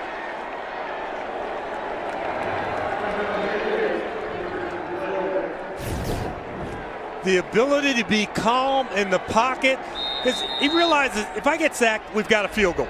But I can make a play if I make a smart play. And the fact that when he's dancing around and moving, he has two hands on the football, making sure that it's secure. Injured Bronco down on the field is Bradley Chubb. Back in Denver, and Bradley Chubb walking slowly off to the Denver locker room. We'll get you an update just as soon as possible. Meanwhile, after the touchdown by Minshew, Jacksonville down 5. They're going to kick the extra point. Would you go for 2 here, James Lofton? They just had a 10-minute drive. They might be too tired to go for 2. Interesting. A 10-minute and 24-second drive. And the extra point by Lambeau is good with 4:36 to go. 16 plays, 75 yards, and a miraculous touchdown by Minshew. And you got to combine that with the drive to end the half. So their last 2 drives have netted them 10 points, been in scoring position both times. So great job by Minshew there. He almost had a touchdown at the end of the first half. It wasn't for a penalty. Just like the Jaguars thought in the offseason when they signed Nick Foles, it would be Minshew to Armstead for the touchdown. It may be week 4 of the preseason. For Armstead, that's his first career catch and first touchdown. First drive of 15 plays for the Jags in 11 years. And their longest drive since 1998 at Buffalo by time. So Denver, speaking of time, has not had the football here for quite some time. Have not touched it in the second half. Joe Flacco getting ready to go out there for the first time.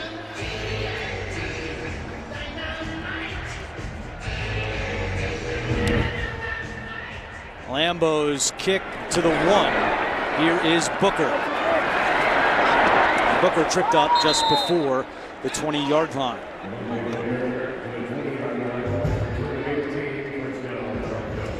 James, what's the hardest part for an offense sitting that long, now coming back out onto the field? Because they've gotten up about 4 or 5 times on third downs when they thought, okay, the defense is going to stop them. Then they go sit back down, defense is going to stop them. So that not knowing when you're going to go in.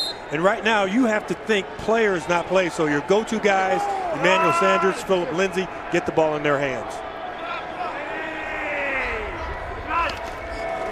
They do hand it to Lindsay, and crashing down quickly is Leon Jacobs. The Jacksonville coaching staff has been very happy with the play of Leon Jacobs, second-year man out of Wisconsin, a 7th-round pick. Well, he's the unblocked defender, and we've had a lot of bootlegs, so you think that you're going to fool him and make him play the quarterback. He played the runner and made the right play on that last snap. 3 tackles and a quarterback hit last week. Todd Wash said he's playing extremely well. We're excited about his progression. No gain on first down.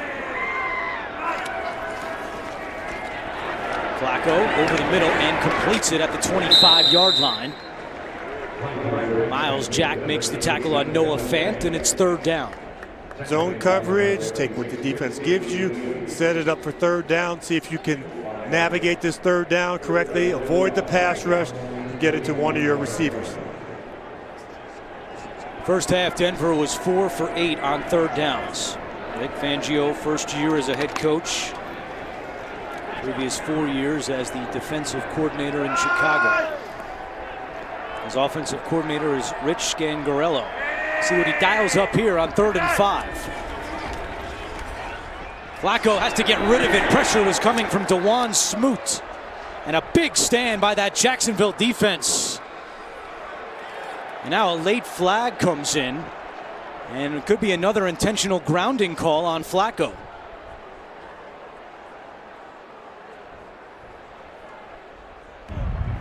There is no foul on the play for intentional grounding. The quarterback was out of the pocket, got the ball back to beyond the line of scrimmage. It's an incomplete pass, 4th down. That's the right call. The right call, but you saw the difference in the 2 quarterbacks. Minshew in the pocket, scrambling around, moving, being able to make something happen. That time, pressure in Flacco's face makes him just get rid of the ball, takes his eyes off of any potential receiver down the field. 3rd 3 and out today by the Denver offense. And what that's going to do is put a tired Denver defense right back out on the field after that long drive by Jacksonville. Wadman, good punt into the wind. That is impressive. There's a flag down. Westbrook on the return. Out of bounds at the 25-yard line. A 61-yard punt. And now we'll see what Ron Torbert has to say.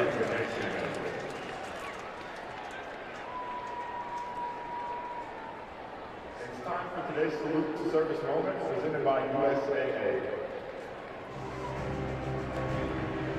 During the kick, holding number 55 of the return team. The penalty will be assessed at the distance of the goal from the end of the kick. First down, Denver. Timeout. That's on the former Bronco, Lorente McCray.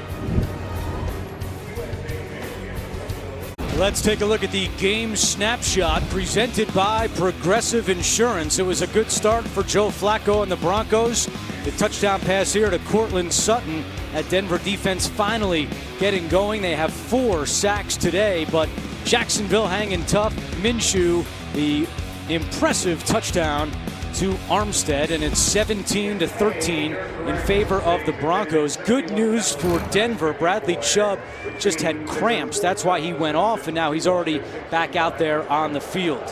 Once you do start to cramp up, Andrew, even though they can rehydrate you, give you an IV, you can drink Gatorade or Pedialyte on the sideline, you can still feel them in your body. And so when you get really stressed and you have to go really hard, you can cramp back up again. Mentioned earlier that Josie Jewell out for the rest of the game with a hamstring injury. Corey Nelson, Justin Hollins, they've all been rotating in there in Jewell's absence. So after the special teams penalty, Jacksonville starts this drive at its own 7-yard line.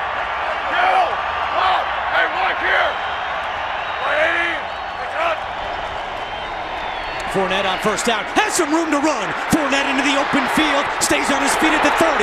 Fournette at midfield, looking for blockers. Fournette still going at the 30. And Duke Dawson, can he get him down? He can! Fournette finally taken down inside the 15. An 81-yard run. Yeah, you can get a break, Leonard. Yeah, and I always look back on a run that long, you scan the field for penalty flags. But the second component of it is because it's such a long run, offensive linemen have to get down, get in the huddle. We're down to 20 seconds on the clock now. You've got to have a play ready, be ready to go. You've got to speed this up so you can get up to the line of scrimmage.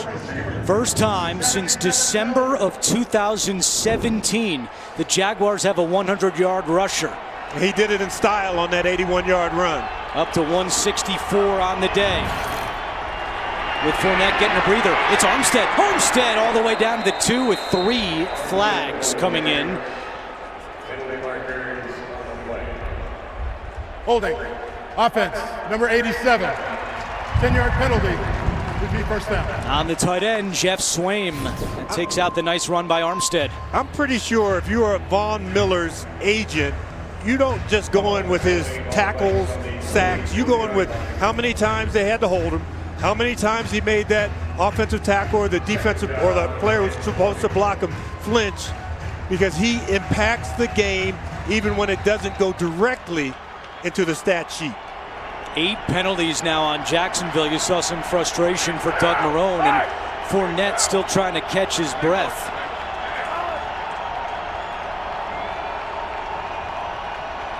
Armstead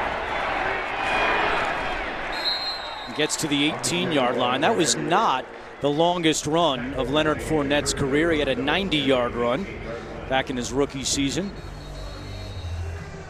He made a lot of cuts once he got out to the open field. We got another Bronco down.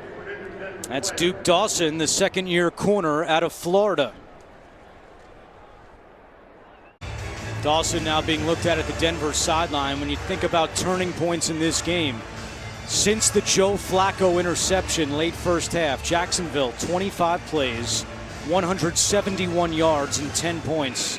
Denver 4 plays, 5 yards and no points. Jacksonville driving again.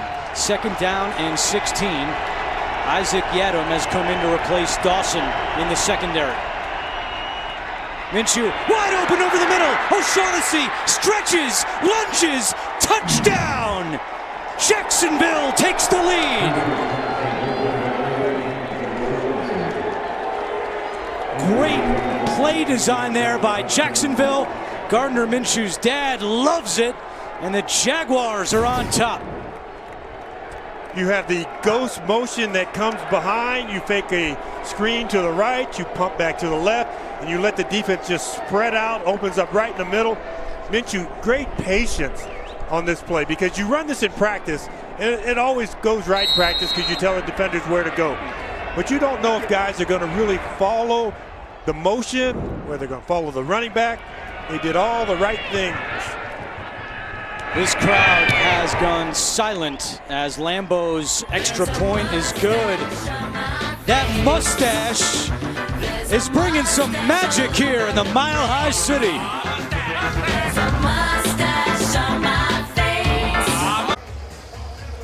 The legend is growing. Minshew with his second touchdown pass. The mustaches are here in Denver. Jacksonville fans loving it. And now the Jaguars have a 3-point lead after they were down 17-3, and they've done it in a couple of different ways. They had that 16-play drive, and then a quick strike 3-play 93-yard drive highlighted by the Fournette 81-yard run. Let's see how Denver responds. They'll get the ball after the touchback at the 25-yard line, but Leonard Fournette this half has been a beast out of the locker room, James. And the very first run into darkness, and then he spins, gets some power at the end of it, and then stepping through the arm tackle right there and showing the sprint speed and the gold shoes. Leonard Fournette, total package, but it's really the offensive line coming together, giving them the holes. And like I said last week, 14 carries, -3 yards in the long run. He didn't point fingers. Didn't say, oh, I'm not getting holes, I'm not doing this. I think these guys are working together, and it shows. Flacco looking to throw on first down, chased by Ngakoue, and it's incomplete. Intended for Freeman, and a flag comes in as Ngakoue pushed Flacco down. Ngakoue puzzled by the call. Personal foul, roughing the passer. Defense, number 91. 15-yard penalty, automatic first down. Wow. Well, he took 2 steps before he finally put his hands on him and then pushed him down. And you're kind of allowed 1 step as he's throwing, but not 1, 2, and then a shove. 9 penalties now on Jacksonville for 80 yards, and you give an offense that really has no rhythm. They've only run 5 plays since the Flacco interception. You give them free 15 yards out to the 40. Lindsey trying the right side. Herndon is there. Herndon with a nice tackle. That's a good stop by Herndon. He is the outside defender. The blocks go down. He thinks maybe the run's coming inside, but when they sweep to the outside, Herndon is really smart, keeps his leverage. And the fact that Lindsey's a left-handed ball carrier, has that ball in his left arm as opposed to the right arm where he could use the left arm to stiff arm and shield the defender away from himself. Herndon starting for Jalen Ramsey, if you're just joining us, inactive because of a back injury. 35 seconds to go in the third quarter. Flacco hit as he throws, and it's incomplete. It was Calais Campbell back in his hometown applying the pressure on Joe Flacco. That's early pressure. Calais Campbell does a good job in staying away from the helmet of Joe Flacco, not putting his full weight on him. When he goes down, he only puts about 290 pounds on him, not the entire 300. Campbell, a die-hard Denver Broncos fan as a kid. Terrell Davis, his favorite player of all time. Dreamed of playing for the Broncos. Had a chance 2 years ago. Instead, he decided to sign with Jacksonville. Does not regret that decision, but he nearly came back to his hometown. And that pass broken up. It was DJ Hayden who had the coverage. And on third down, Jacksonville forces another Denver punt. DJ Hayden, great tight coverage, gets the hand around the waist a little bit, but because he doesn't really tug him, the officials who are watching that hand didn't feel like that influenced the play. Couple of boos from the Denver fans as that offense has gone silent. Well, they've got the ball out near midfield. They can punt it, and their defense now has to come on the field and do their job. Wadman into the wind, and a fair catch at the 16-yard line by D.D. Westbrook. Well, Minshew is a headline in the late afternoon window. How about the early headlines? Good one in Buffalo, but the Patriots hang on against the Bills, and they remain undefeated on the season. Wild game in Detroit between the Chiefs and Lions. 5 lead changes, and Kansas City finds a way to pull it out. And we talked about this game earlier, but real nice win by Cleveland on the road in Baltimore. And that's Bradley Chubb's cousin, Nick, with 3 touchdowns for Cleveland. You know, you make statements each week, and you have to continue to do it each week. You can't stand on what you've done in the past. First 4 games are in the books for a lot of teams. You got to move on to week 5 now. Another Jacksonville penalty, their 10th. False start. Offense, number 75. 5-yard penalty. It's first down. Second penalty on Jawan Taylor. You could hear when Ron Torbert turned his mic on that wind is still a factor here in Denver today.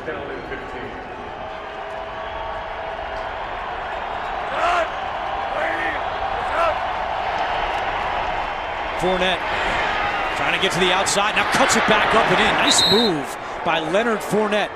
And that'll take us to the end of the 3rd quarter.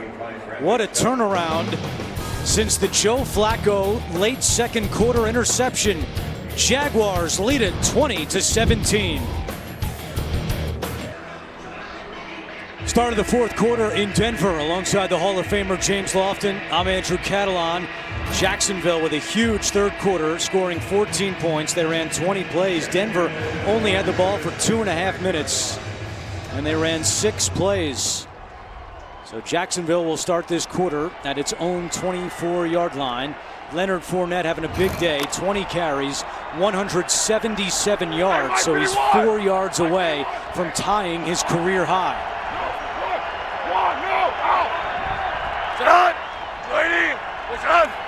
Second down and 2. Fournette. Another first down for Jacksonville.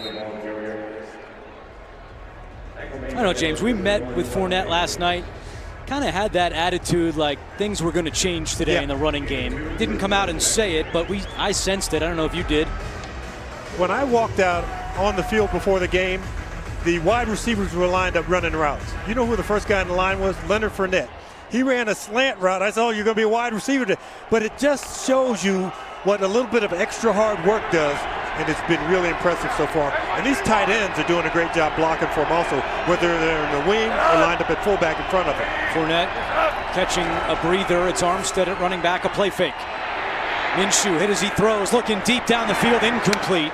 Was trying to squeeze it into O'Shaughnessy. It was Von Miller who was getting the pressure on Minshew. Derek Wolfe also back there. Stretch the defense a little bit, that late pressure in Minshew's face, so he doesn't really have time to go to a check down receiver because they're right over him. But he throws it accurately enough, throws it just past the tight end, and really, really good coverage on the back end by Justin Simmons. He's a hard guy to pick on it when you go after that secondary. Hey, Mike 51! Mike 51! 2nd and 10.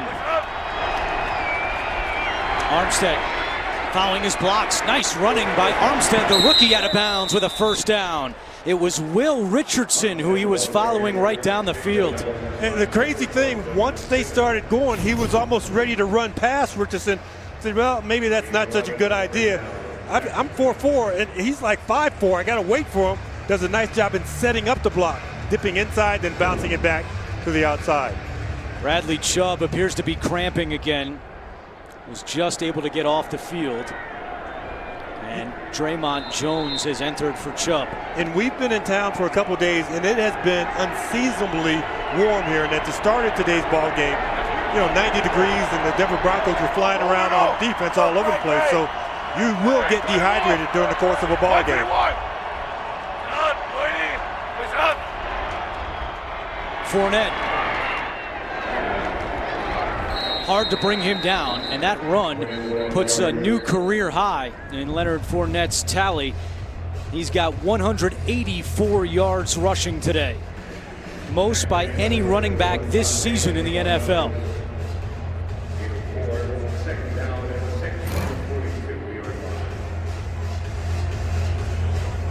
So he had 179 yards rushing in the first 3 games combined. Has surpassed that already today with still 13 minutes to go. And Chubb Still bothered on the Denver sideline. Broncos telling us officially it's still cramps for Chubb. 2nd and 6. Armstead. Not this time. Flag is down. Once again, Walker making the play. He's been all over the place for that Denver defense. Von Miller started it. He jumped inside the tight end, got past him, might have gotten pushed in the back or held. Von Miller, that swim move right there. Offense, number 87. 10-yard penalty. Repeat, 2nd down. Jeff Swaim has been guilty of a couple of penalties today. Once again, that doesn't go down as a Von Miller tackle, doesn't go down as a sack of the quarterback, an interception, a tackle for a loss, but it's a penalty that puts the offense in a precarious position, and it's Von Miller being Von Miller. He's so fast, so quick, and when he turns that motor up into like gear number 7, you can't stop him. And you can put all the traffic that you want kind of in front of them. They have the bunch formation over in front of them right now to try and just slow them down a little bit off the line of scrimmage. Time out on the field. There was a towel down in the field to play. When you used to play at the old Mile High Stadium, there was a lot of confetti that came out every time they scored a touchdown. Played here one time. It was about 3 inches deep toward the end of the game. 2nd and 16.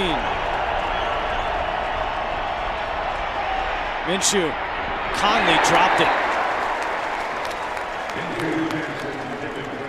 Conley does not have a catch today, and now 3rd and long.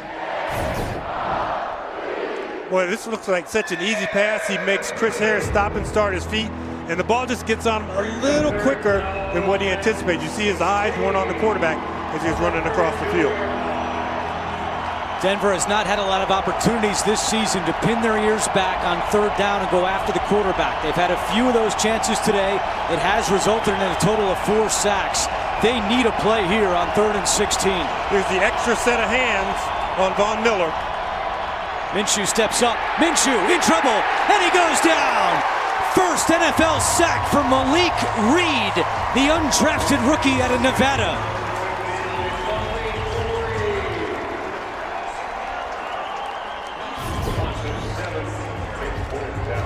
Put the pressure on, you just be relentless afterwards. And when Minshew tried to step up, guys were in the middle because he's still trying to make a play and make something happen. 5th sack today by the Denver defense, and this punt just stops in the wind. All the way to the 36-yard line.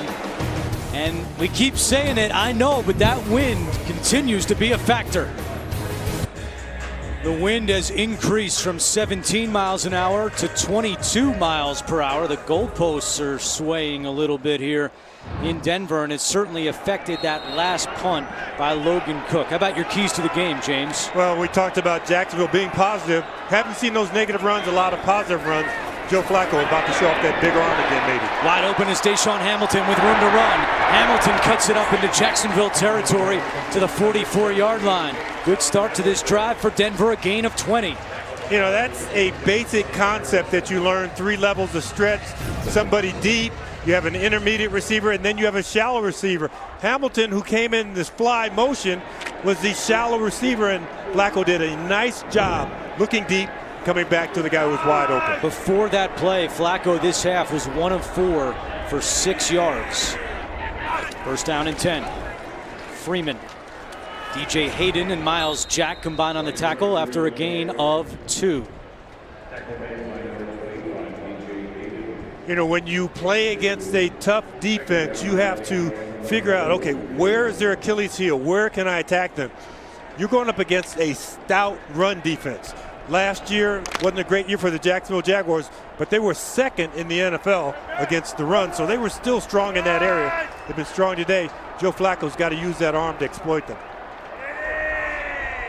Freeman, top of your screen, defended by Herndon.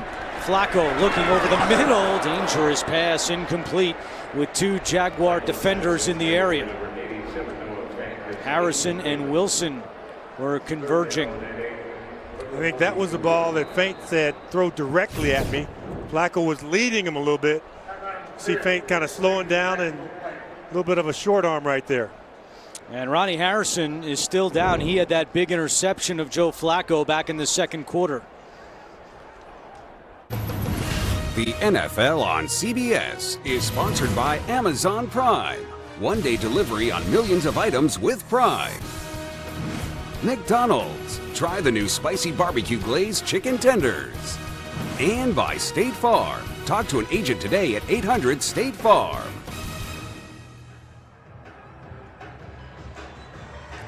Back in Denver, and with Ronnie Harrison going out, Andrew Wingard has come in at safety. What a dream come true this must be for the rookie out of Wyoming.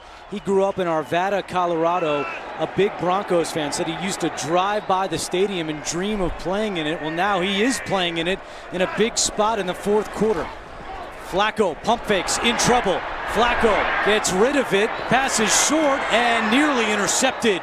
A.J. Boye had great coverage on Emmanuel Sanders. Todd Walsh has continued to send an extra defender. Here's Sanders. He's running a hook route. Then he takes off up the field.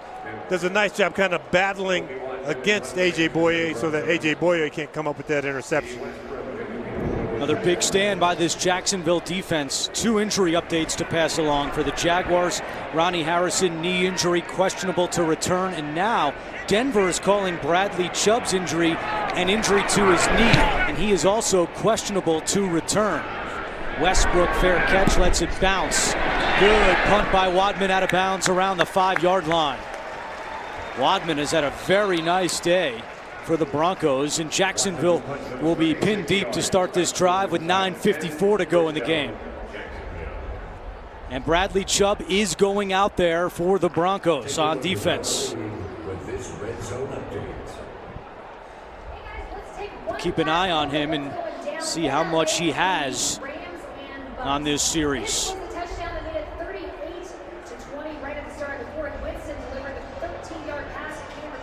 James, you look at the time of possession, the way that Leonard Fournette has run the football. Does Denver have to sell out a bit more for the run on this series? You know, the inside backers, they have to make sure that they don't overcommit, because Leonard Fournette, if he gets 2 yards past your linebackers, he could be going the distance. It's a play fake on first down. Minshew, high pass caught by Swain and shoved down by Todd Davis. He got 3 yards on the play. That's a really, really good job by Todd Davis. Smart eyes. He sees Leonard Fournette go away. There's no handoff. Then locate the guy who's going to be in your area at the same time, keeping your eyes on the quarterback.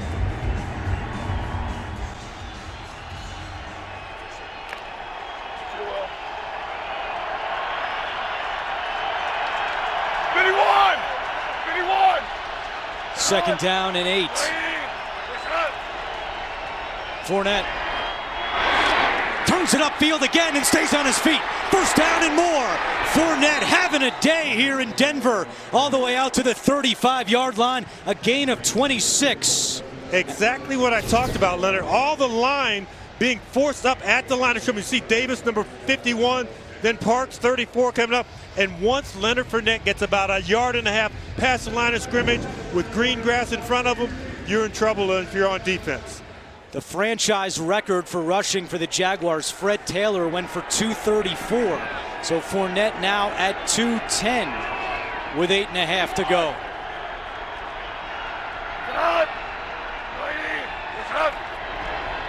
Armstead. Gain of 1. NFL Today update with JB and Nate Burleson. Vikings finally on the board. That's right, a late game surge. Dalvin cooking late like a 24-hour diner, 2-yard TD. They would fail the 2-point conversion, 16-6 in this one. 2:58 left in regulation. Back to Andrew and James. Guys, thank you. 8 minutes to go here in Denver. The Broncos led 17-3, but since then, 17 unanswered points for Jacksonville. Second down and 8. Riding Fournette here. Across the 40, and it brings up third down and 4 for the Jaguars. Now, when Jacksonville started this drive around their 5-yard line, you're not thinking about the clock. You're thinking about getting the ball away from your end zone, a couple of first downs, getting field goal area where you can punt the ball away. Now they've got to a point now where they're thinking touchdown. They're thinking, let's get the ball in the end zone. Third down, critical down for them. Who's the go-to guy that you feel really comfortable with? D.D. Westbrook, he can really beat one-on-one tight coverage. Play clock at 3. Minshew to Marquise Lee, and he's got a first down. His first catch of the season.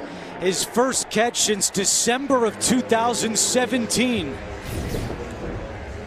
One of the things I think that Keenan McCardell, the wide receiver coach for Jacksonville, has done well in this game.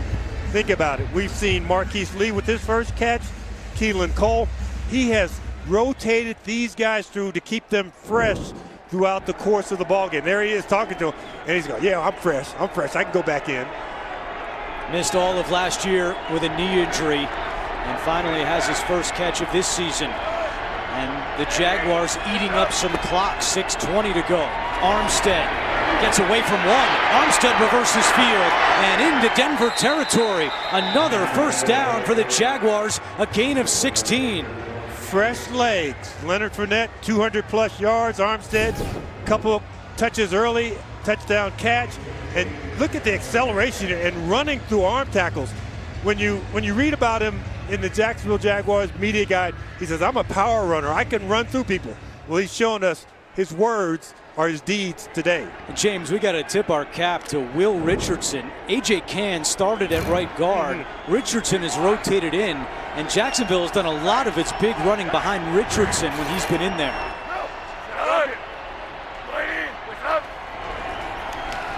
Back to Armstead. And he picks up a couple. This is a Denver defense that only allowed Green Bay 77 yards rushing last week. And on the season, they had averaged giving up 109 on the ground. Today, Jacksonville has 258 yards rushing. And if you are the second guy in, you've really got to start going after the ball with 5 minutes to play. Once again, Jacksonville's going with a heavy package, so they're saying run to you. But if you're playing in the defensive secondary, you've always got to be worried about the play-action pass and trying to go over the top.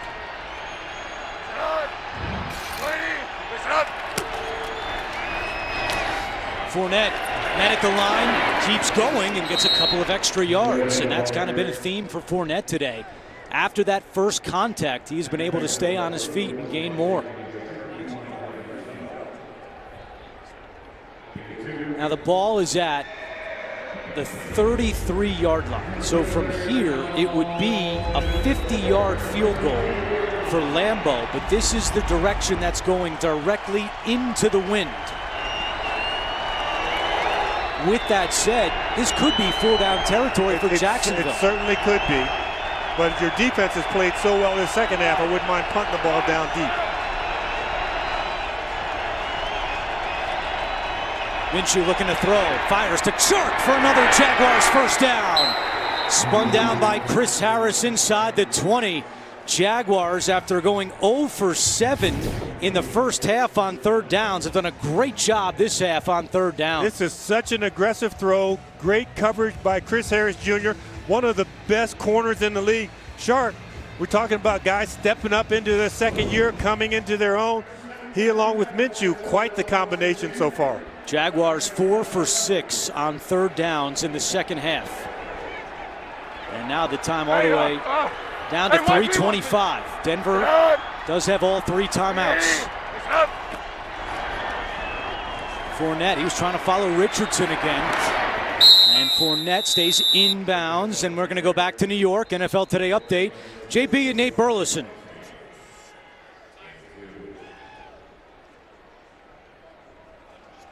CBS begins with 60 Minutes and a hard-hitting interview with the Crown Prince of Saudi Arabia, followed by the season premieres of God Friended Me and NCIS Los Angeles, plus TV's #1 news show, Evil, tonight, only CBS. Before that last break, it was a Denver timeout, so they used their first timeout of the half, stopping the clock with 3:11 to go. Leonard Fournette has rushed for 220 yards this game. 185 have come this half. And out of the timeout, it's 2nd down and 8 with Fournette on the sideline. They pitch it to Armstead. Armstead with some blockers, and Vic Fangio will take his second timeout after the tackle by Shelby Harris. It's third down with 3:03 to go. And if you are the Denver Broncos, you can concede a field goal and go down 6 points. You give up a touchdown, and it's tough sledding no matter who you would have on offense. But you give up 3, you're down by 6, you've got a chance to still win the ball game. Jacksonville 4 for 6 on third downs this half. If you're the Jaguars here, James, where are you going on 3rd and 7? Well, you know, if I'm the head coach or the offense coordinator and I've got about a 6-year deal, it's play action pass time right here. Because the Denver Broncos have been committed to selling out to stop the run the last couple plays. Jaguars need to get to the 9-yard line to pick up a first down. I'll tell you one more thing that's really impressive about Minshew. He has not been called for a delay of game yet in his career. He's so smart about that. Minshew is taking a shot for the end zone. Shark is down there, broken up. Great play by Devontae Bosby. So Denver does its job defensively, holding the Jaguars to a field goal attempt. You know, and I think that Gardner Minshew looked at his third option, and when he did, he was just a little late getting the ball there. And he gave the defensive back a time to swipe that hand in there. Good play on both ends. Minshew reading the coverage, going to the most open receiver. The defensive back making a good play. Bosby, nice stop. Now here's Lambeau, 35-yard field goal attempt. And the Jaguars call a timeout. Before the snap, Jacksonville called its first charge timeout of the half. 30 seconds in length. So Doug Marrone saw something there with the field goal unit he did not like, and uses his first timeout of the half. Minshew on the day 16 of 29, 163 yards and 2 touchdowns. He's had a very efficient day and a very effective second half. And you take that drive when they got the interception, took them down for 3 points. That was kind of the turning point, because before that they're kind of spinning their wheels a little bit. And number 27 doesn't help hurt with the second half that he's had today. So Lambeau 2 for 2 today. He's made from 25 and 40 yards. This one 35 away. If he makes this one, he'll be 9 for 9 on the season. Wind at 22 miles per hour, right in Lambeau's face.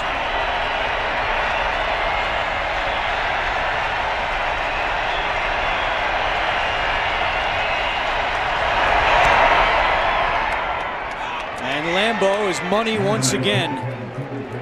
20 unanswered points by Jacksonville, and they lead it by 6 with 2:54 to go. Another look at the field goal.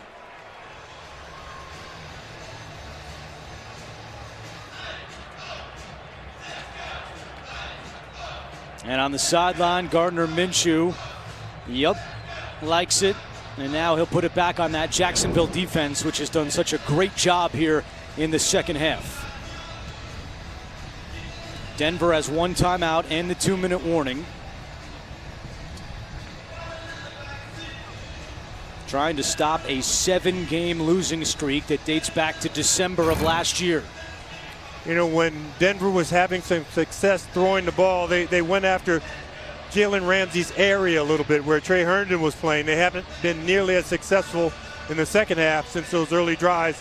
They've got to figure out what they want to do against this 2-minute package and get the ball out quickly on the first couple plays and get the ball around the 40-yard line where they can really start to go for some chunk yardage. Jalen Ramsey watching, inactive with the back injury. And a touchback. So Joe Flacco, who, as you saw, his last fourth-quarter comeback came 3 years ago against the Jaguars when he was a member of the Baltimore Ravens, will try to lead Denver down the field into the win column for the first time this season. This half, Denver has had 3 possessions. They have run a total of 10 plays for 30 yards. The Jaguars have run 39 plays here in the second half. He only had the ball for 4 minutes on offense. Got to watch out for this man, Josh Allen, down at the bottom of the screen. Flacco pump fakes, now throws, and he's got a man at the 42-yard line, and immediately grabbing his leg is Emmanuel Sanders. Sanders last year tore his Achilles in December. And when he tried to stop, he tried to put the brakes on it, and his cleat got caught as he was sliding. Gain of 17, though, for Denver. Flacco has Sutton at the 40, and Sutton dragged down inside the 35. Once again, they were going at Trey Herndon, who's starting for Jalen Ramsey. A gain of 26. That soft zone coverage that Jacksonville plays a lot of the times, you really need to get up. Don't give these receivers free releases, free access off the line of scrimmage. Denver not going to run a play before the 2-minute warning. Set up for a big finish in Denver. You're watching the NFL on CBS. NFL on CBS is sponsored by Indeed, the world's #1 job site. And by Verizon, the network more people rely on.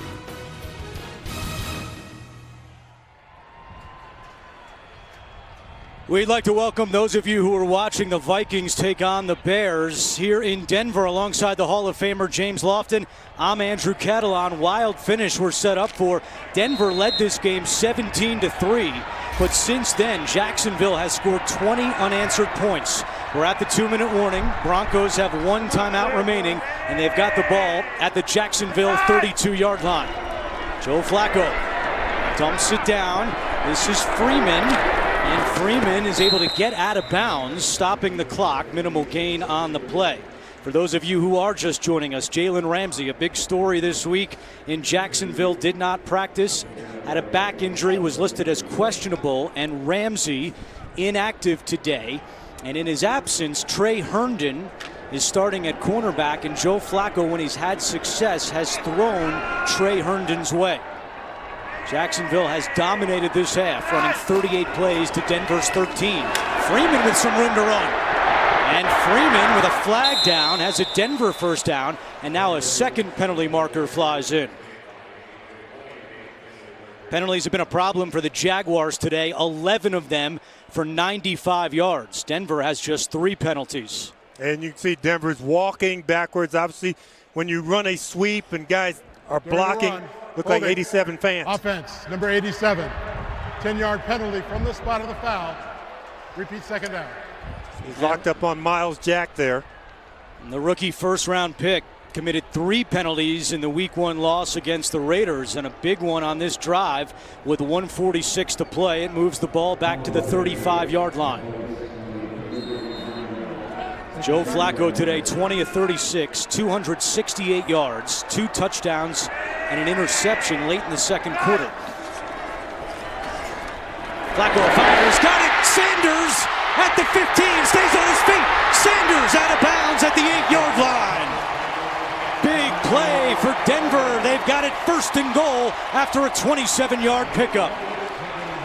Joe Flacco did a great job reading the coverage. The safety was lined up in center field, but at the snap, the safety runs to Joe Flacco's left. Once that happens, he knows that Emmanuel Sanders is one-on-one on the backside and does a great job in using his eyes to move that safety and coming back to the right to Sanders. On this drive, Flacco is 4 out of 4 for 72 yards. Here's that safety over the coverage. Flacco, end zone, caught! Touchdown! Sutton! His second of the day! And we're tied at 23. What a drive by Flacco. 5 out of 5 for 80 yards and the score.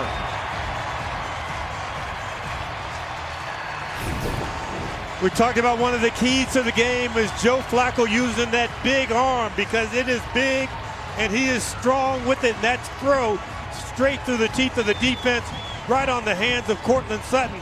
Sutton, one of those emerging second-year players, just better and better every week. And now McManus, who has struggled with extra points. He missed one last week to give Denver the lead, and he does that with 1:32 to go. And James, going back to the touchdown, we mentioned this at the 2-minute warning. Jalen Ramsey inactive. Yes. Joe Flacco has been picking on Trey Herndon, and he did it again right there. And maybe not so much just Trey Herndon, because he's moved from one side to the other. And Joe Flacco, what he's done is he has manipulated this defense with the help, because you're going to get the safety coming this way, and you've got a little bit of help right here, but he has his eyes in the backfield, and Cortland Sutton just does a nice job, and it's such a quick strike right there in the smallest crease of the defense. I don't care if Jalen Ramsey was there or not. That's a great throw from Joe Flacco to Cortland Sutton. For those of you expecting to see 60 minutes, you are watching the NFL on CBS and the game between the Jaguars and Broncos. Alongside James Lofton, I'm Andrew Catalan. 60 minutes will be seen in its entirety immediately following this game, except on the West Coast. Now, we know a lot of you just joined us for the end of this game, and something we've been talking about a lot is the wind, 22 miles per hour. And for the Jaguars and kicker Josh Lambo, it's right in his face. We've seen punts that have been really knocked down by that wind. So keep that in mind. Even though you think, oh, we're in altitude, you can kick the ball farther. Not necessarily the case for Jacksonville going in this direction with 1:32 to go. Andrew, this is a similar situation that the Denver Broncos faced when the Chicago Bears came in there to play against them. The Bears had the ball late in the game. They were able to get a field goal out of it. Now the Denver defense has to rally and find a way to keep Jacksonville out of field goal range. Is there some Minshew magic in the Mile High City? Gardner Minshew up in the air, up for grabs and incomplete. And Minshew is in some pain. He got sandwiched and crunched. If I'm Jacksonville, I might even use a timeout here to let him rest so that he doesn't have to come off the field and find out if he's able to play. It looked like it's Chubb, down Miller, low, and then low. Yeah. Davis down low. Minshew is staying in there. The Jacksonville backup is Josh Dobbs. And you've got to stay away from the quarterback's legs. Almost looked like Minshew might have rolled into him. Hard to tell there. See if they hand it off here to give Minshew a break. Leonard Fournette has had a big day. They don't. Minshew looking to throw. Lost the football. Gets it back. Throws and actually completes it to DJ Chark. A flag comes in. Minshew has had some incredible moves today, and add that one to the list. Result of the play is a completed catch. Personal foul, roughing the passer. Defense, number 58. 15-yard penalty, automatic first down. Von Miller. And against the Chicago Bears 2 weeks ago, Bradley Chubb got called for a roughing the passer. And these fans, they're putting him through it right now. There's so many guys around there, and that hand is right up around his throat. So it's a good call, but it's just tough to stomach if you're Denver. Great if you're the Jaguars right now. Big penalty on Von Miller, and Denver gives Jacksonville a first down at their own 40-yard line. Minshew looking for Westbrook. He's got him, and he stays in bounds, spinning his way to the 30 and still going, and finally out of bounds at the 26. Huge play, Minshew to Westbrook for 32. D.D. Westbrook inside with so much room to work with. He's able to plant that foot inside, accelerate away, and then there's no give up in him afterwards. That run after the catch was impressive. Gets them closer and closer to their target range for a field goal. We talked a lot about Jalen Ramsey being out today, but for Denver in their secondary, Kareem Jackson is inactive because of a hamstring. Duke Dawson took his place, and he had the coverage on Westbrook there. Denver better be ready to play the run. It is a run to Fournette.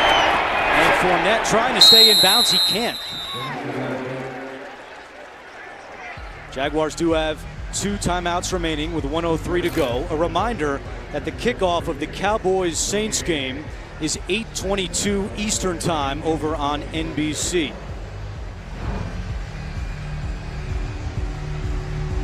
No gain on that play by Fournette. What a day it's been, though, for the third-year running back out of LSU.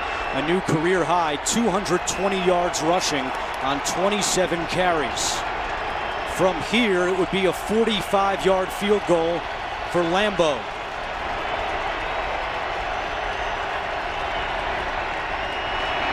Minshew completes it to Conley. Conley has a first down and dragging defenders with him close to the 10-yard line. One-on-one outside, you're one of your best guys against one of their backups, and you throw that ball out there, and then the fight afterwards. And like I said earlier, Keenan McCardell, the wide receiver coach, has substituted these guys in there liberally, and they have a little bit of extra gas late in the game right now. Now if you're Jacksonville, do you run it, try to burn some time up now that you're right down in field goal range? And if you're Denver, do you let them score a touchdown and try and get the ball back with 50 seconds to play? Hand off Fournette. Fournette with a flag down, and he is down at the 9-yard line. Doug Marrone is furious on the field. Offense number 65. 10-yard penalty. Repeat first down. Penalty number 12 on Jacksonville. A hold on their center, Brandon Linder.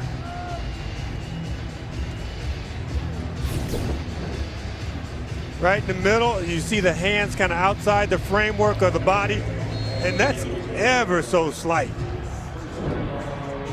So the penalty turns what would have been a 28-yard field goal into a 38-yard field goal. Late substitution for Denver. It's Adam Gotsis running on the field. Hey, Dallas! And Justin Hollins running off. First and goal from the 20. Fournette. And Fournette tackled at the 18-yard line. Fangio used their last timeout. So Denver does not have a timeout remaining. 44 seconds to go. A Denver team that, going back to last year, has lost 7 games in a row. Tonight on CBS begins with 60 Minutes and a hard-hitting interview with the Crown Prince of Saudi Arabia. It's followed by the season premieres of God Friended Me and NCIS Los Angeles, plus TV's #1 new show, Evil, tonight, only CBS. Jacksonville may be at the point now where they've talked to Josh Lambeau and they said, okay, which hash? Where do you want to kick the ball from? Do we want to just take this snap, move right into the middle of the field? Josh, what do you want to do? He has made, including today, 33 straight field goals from inside 40 yards. But as we pointed out, a 22-mile-per-hour wind right in his face.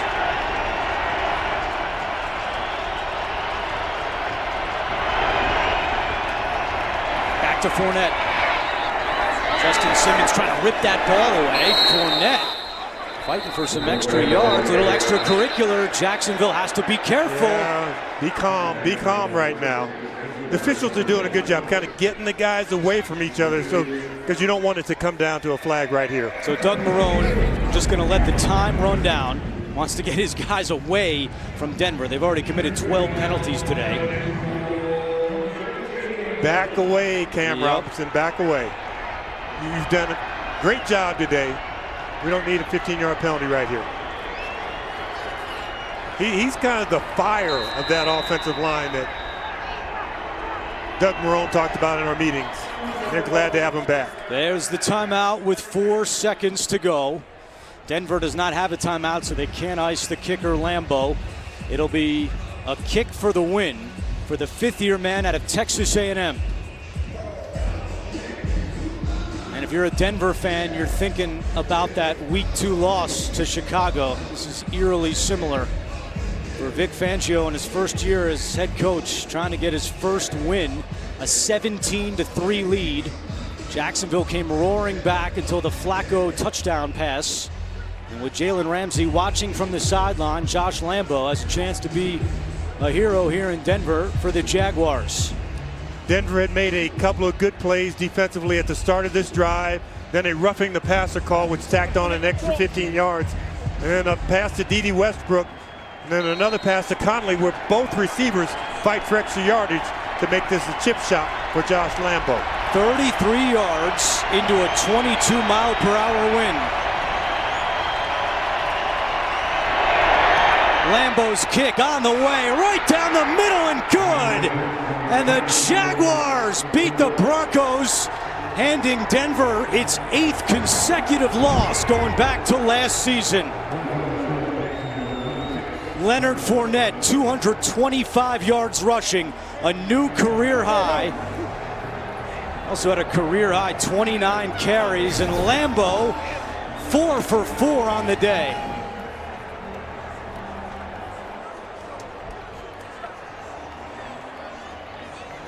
Josh Lambeau now 10 for 10 on field goals this season, and the magic of Minshew continues. Minshew with a couple of touchdown passes and got the Jaguars down the field into field goal range, and it's going to be another long week for Von Miller and Denver. You fight and fight, you end up with nothing. That's so tough for the Denver Broncos. 26-24 the final. Jaguars win it tonight on CBS. Begins with 60 Minutes, followed by God Friended Me, NCIS Los Angeles and Evil. For James Lofton, this is Andrew Catalan saying so long from Denver. You have been watching the NFL on CBS.